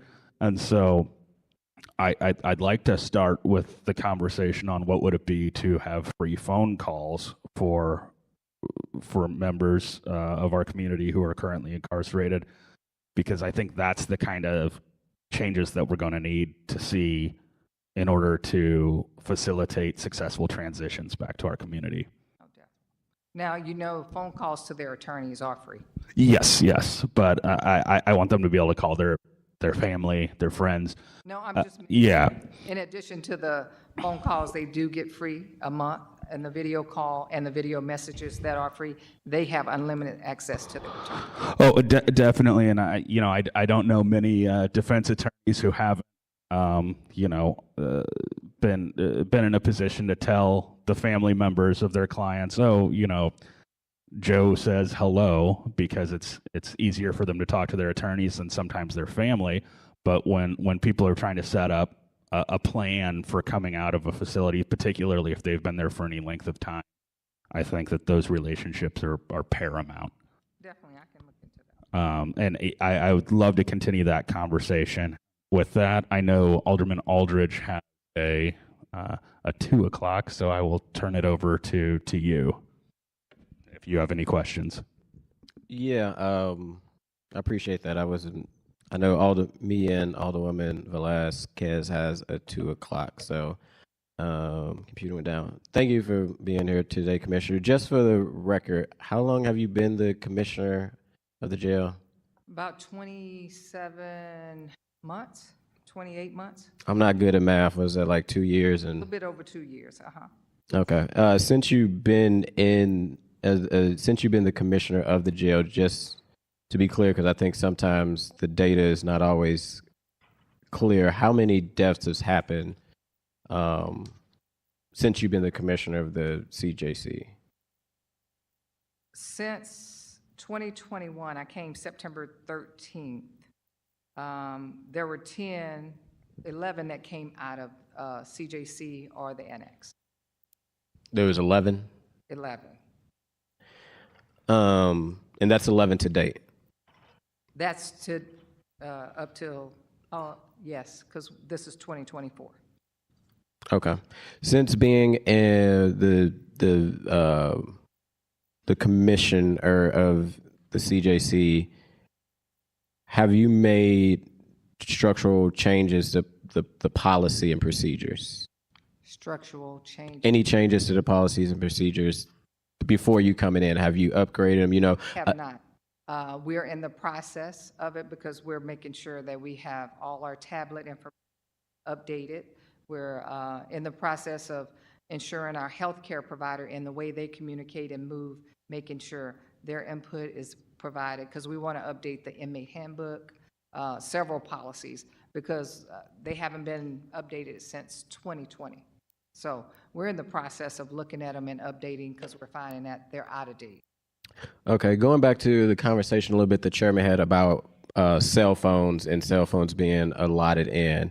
You know, usually change is made because something has happened. So I'm curious, before you made the change that cell phones wasn't allowed in, was there issues with cell phones getting in that made you do that? I'm not trying to report an article. I know after an inmate who had clearly severe healthcare conditions and this attorney took the picture, then that's when it happened. So prior to that, were there a swath of cell phones getting into the prison that you needed to make that change where now cell phones aren't allotted in?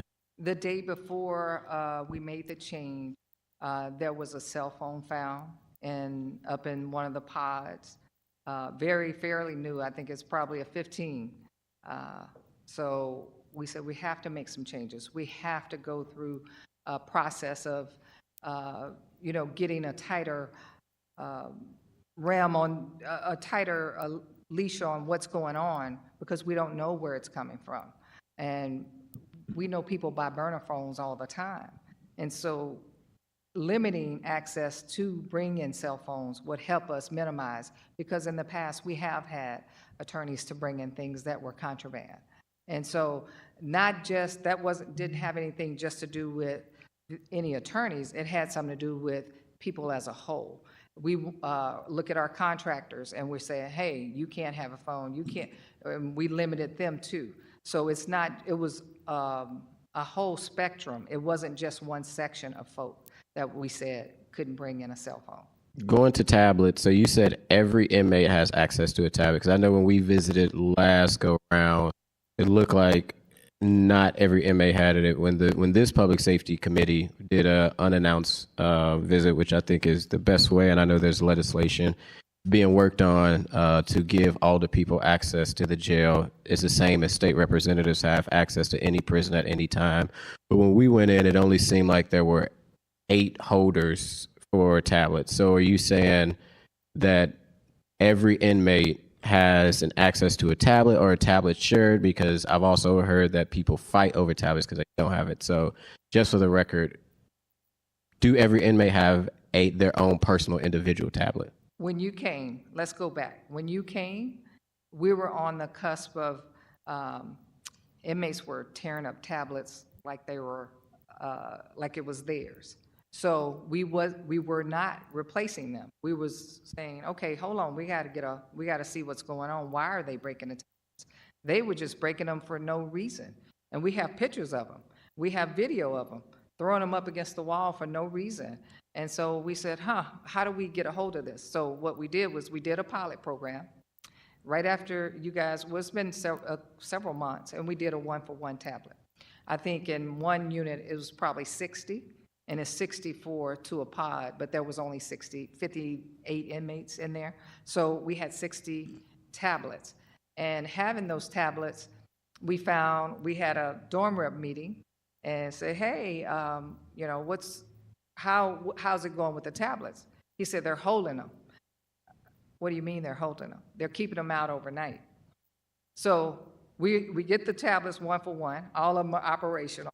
So we're finding that because they don't want, what we do is when inmates, they come out in sections, they didn't want the section that was due to come out to get in the morning time to get the tablets, so they hold them out because every tablet is counted every night at about 11 o'clock. And it goes into a tablet count. Unless during the daytime, you get some of the inmates, they stick some type of mechanism down the tablet holder. And when they do that, it shuts down all the tablets and makes it go into a tablet count because it's a security enhancement that they have on those holders. It goes into account. So the inmates are not allowed to get it because somebody has messed with the tablet holder.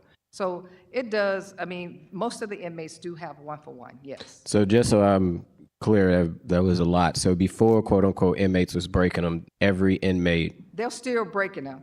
Okay. Breaking them at the alarming rate that they were. And I'm going to get to a question of maybe why they're breaking them. But you're saying before they were breaking them, there was a 1-to-1, every tablet was given to every male and female in the facility. No, beforehand, there was about, if the pod at that time probably held about 65, there were probably anywhere between 30 and 40 tablets.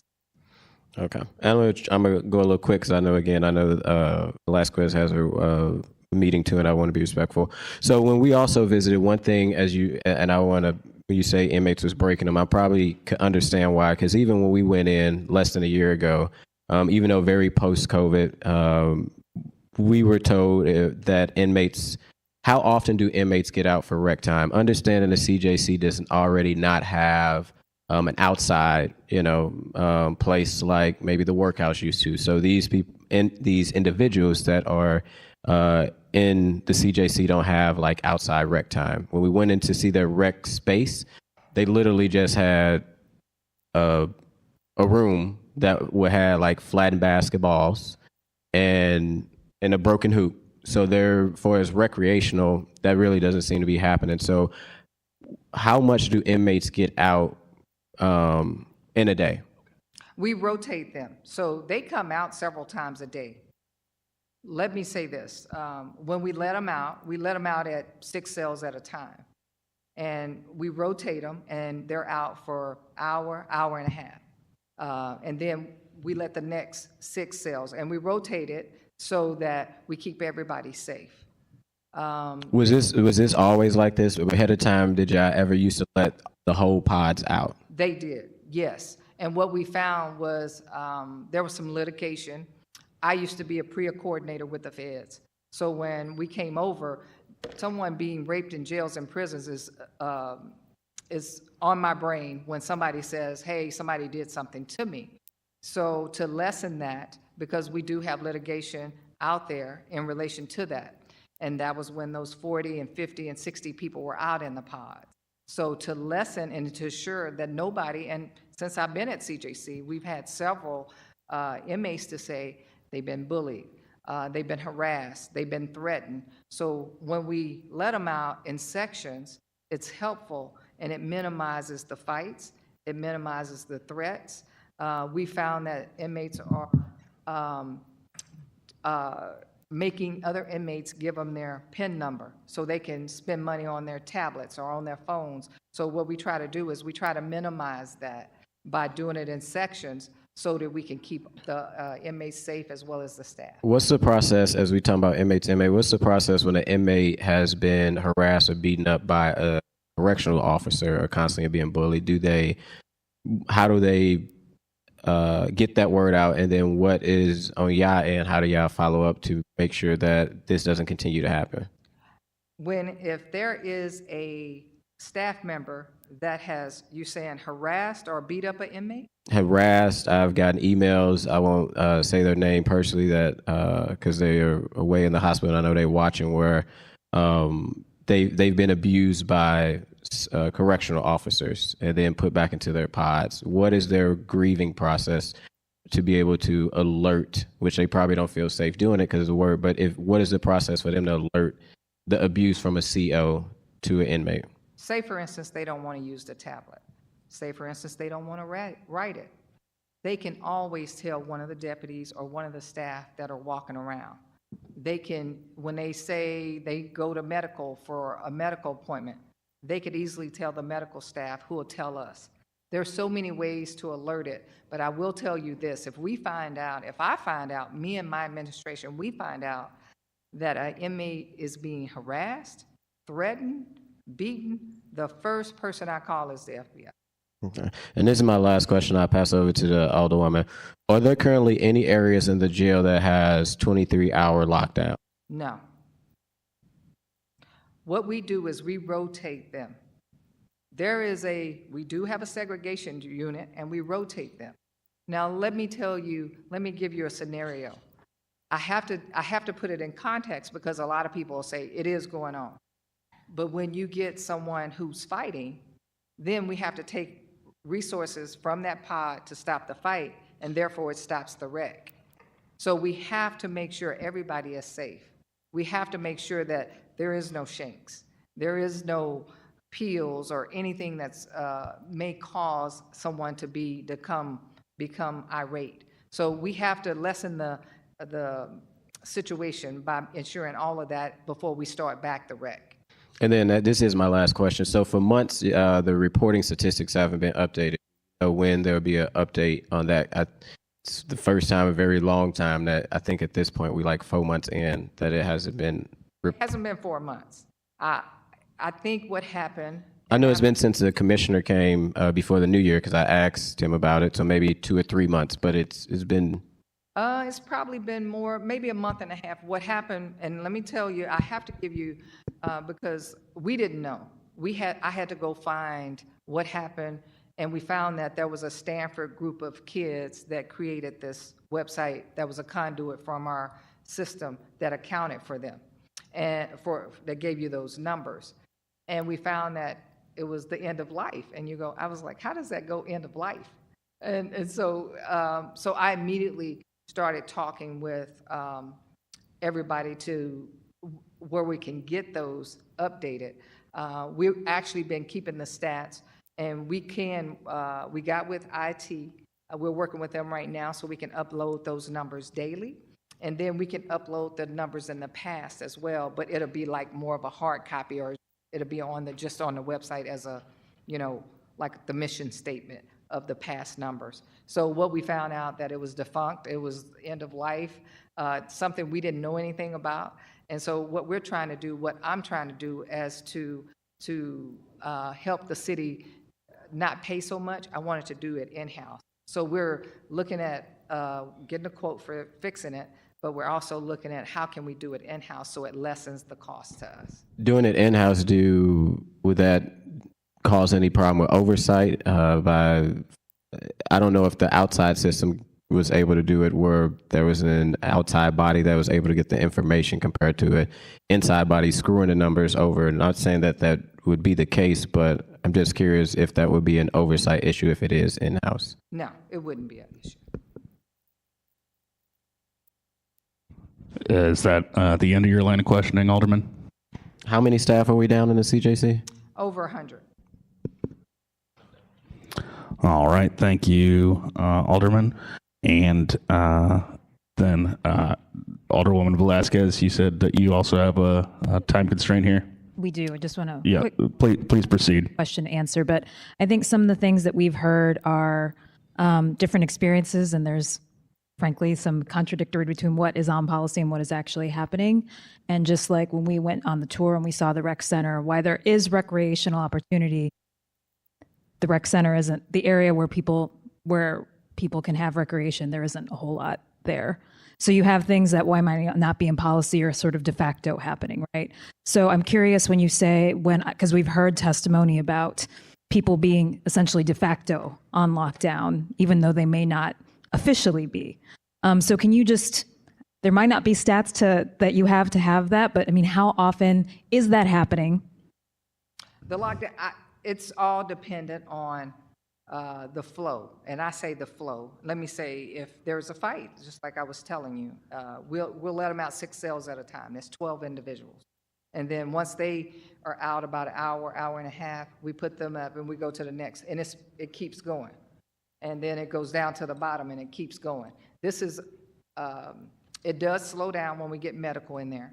It does slow down. We try to do medical and food service at the same time. So we're trying to keep all of the inmates safe and we're trying to make sure we get them fed, we get them health care, and we get them the things that they need. 6 cells at a time is how we're doing. But is that, so what I'm asking is that happening? We're saying this lockdown, this idea of lockdown not be officially locked down, right? I mean, it sounds like the answer is yes, that people are staying. We're doing a modified movement, and we have to.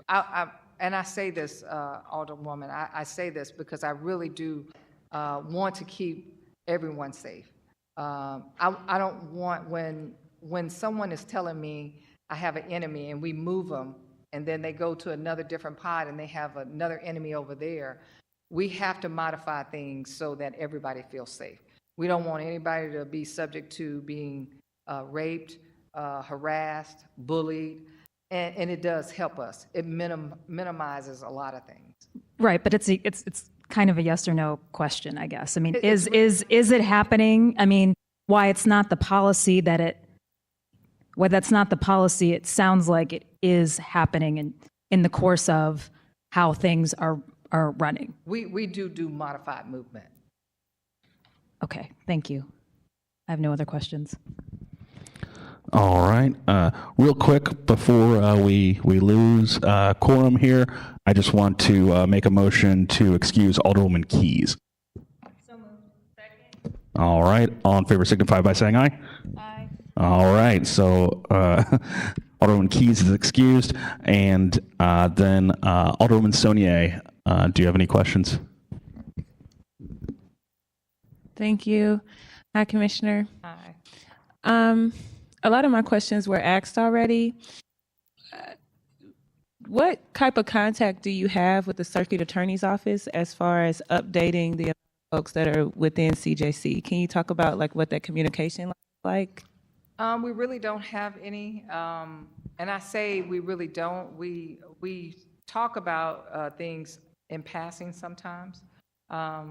It's really good when we see each other, but actually since the court dates have been moving, it's been minimal because it's been going.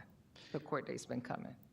And can you say what just to be transparent, I know I've had a conversation with you about this before about the chemical agent use within the facility. Do you know what you all's current policy is in regards to chemical agents use? Yes.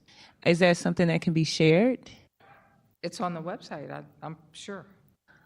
I couldn't locate it when I searched. Let me check, because when it should be on the website. Okay.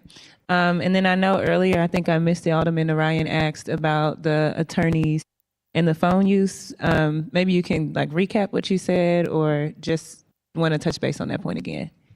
What we're encountering, and it's just not just attorneys, it's everybody that's coming inside of the facility that has a cell phone. You're able to bring in a cell phone, a burner phone. It doesn't make a difference whether you're an attorney or a contractor or an employee.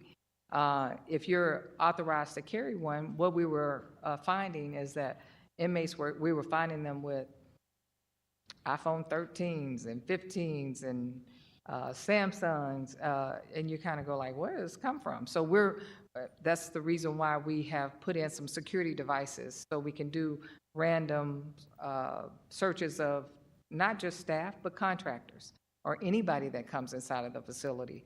Because we're finding burner phones all the time. And as recent as right the day before, I put out the notice about nobody bringing cell phones in. We found, like I said, I thought it was a iPhone 15. And we have to do things to lessen what's going on, because the introduction of contraband, it endangers the lives of every inmate. Because if somebody makes a transaction and they get some drugs in there and they give it to somebody, and somebody either dies or does something, wigs out and stabs somebody because they're high, we're trying to minimize everything and minimize the contraband coming in, and that's one way we were doing. We've minimized our contractors and what they bring in as well. Is that the policy for both defense and prosecuting attorneys that are not able to take All their phones back? Yes. I'm just going to have to say, I just don't agree with that. I don't know how my colleagues feel. I think that I understand needing to cut down back on drug use and contraband. And I know even last time, it wasn't you, but Director Coyle, really, we spent most of our time kind of discussing understanding that there's some things that are happening internally to address that.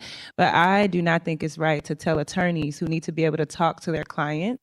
I know that they often will use their phone to pull up documents to show them what they're doing. I know if attorneys go and visit the facility after hours, the sheriffs or the security guards are a little bit away. So sometimes they use their phone to contact them in their cases.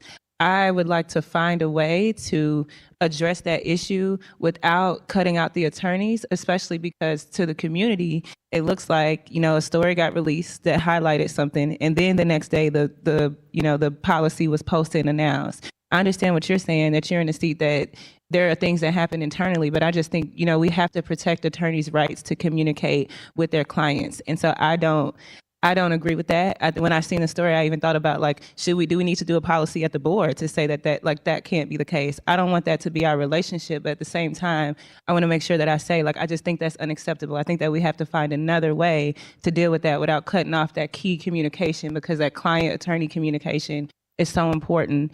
And then, a lot of my other questions were asked previously, so I would just say that about the jails, and also the same thing about the chemical use agents. Again, I understand some of these things have been happening, have not been happening, but I think just making these policies transparent, just letting folks know what the practices are, can do it, because again, to community, it can look like, well, we don't want to say what the policies are because then we have something to be held accountable to. And that reflects back on all of us. So I think for me, those are just two things that I would want to highlight, and I'm open to discussion, but you would definitely hear me bring up those things again. Okay. All right. Well, I think that's everything that I have. At least, thank you for appearing before us today, and I look forward to working with you both on some sort of cell phone policy, as well as the ability for inmates to make more phone calls to stay in touch with their family and friends. And Send you guys the policy on the OC usage. perfect. Thank you so much. Perfect. Thank And thank you, Director. Oh, yes. Please proceed. I want the community to know I'm sensitive to the things that I've heard. I'm one of those parents that have worried about their family member when they were in CJC. So I'm very sensitive to that. But they brought up DFOB. And so I wanted to make sure I gave an update on DFOB. We do have all of the members on DFOB have finished their orientation and have finalized their procedures. They have been in CJC on 2 occasions already in December. They go when they want to, just by setting an appointment. The issue when I came into this office was I had mentioned that I found that we were not abiding by the ordinance. In anything we do with this, when attorneys are involved, they're going to point to that ordinance. So we now have all members that have finished their orientation that I've been notified of, and they're finishing their policies, and the investigators have been in CJC to interview people. So I thought it was important for me to pass that on so that, since the subject came up and about families, because that public meeting they have, families can ask questions and get answers to in some cases. So, okay, thank you. Thank you, Director. Madam Clerk, do we still have the individual on the line who joined late who wanted to testify? We were trying to see if he was still here. I would need STL to show his face, but I did move them over. And I'm not seeing anything.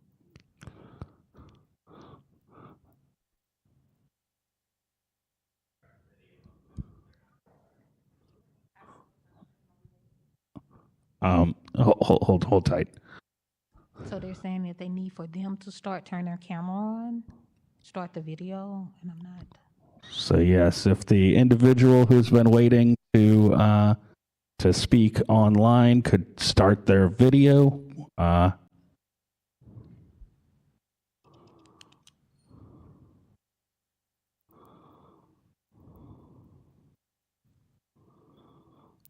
All right. Give them just a second here, and then we will move along.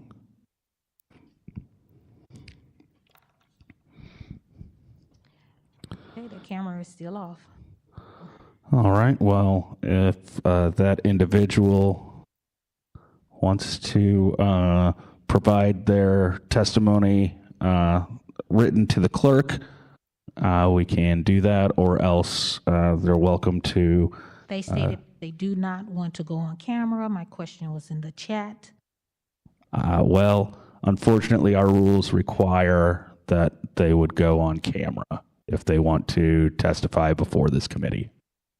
And so I will let them determine real quick in the next 10 seconds or so if they would like to go on camera and testify, or if they would like to send written testimony to the clerk.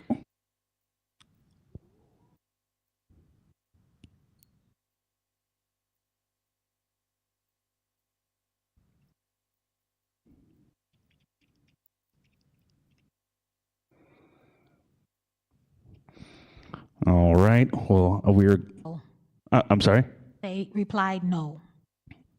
All right. Well, then that individual can feel free to email their testimony written to the clerk, and we can take note of that.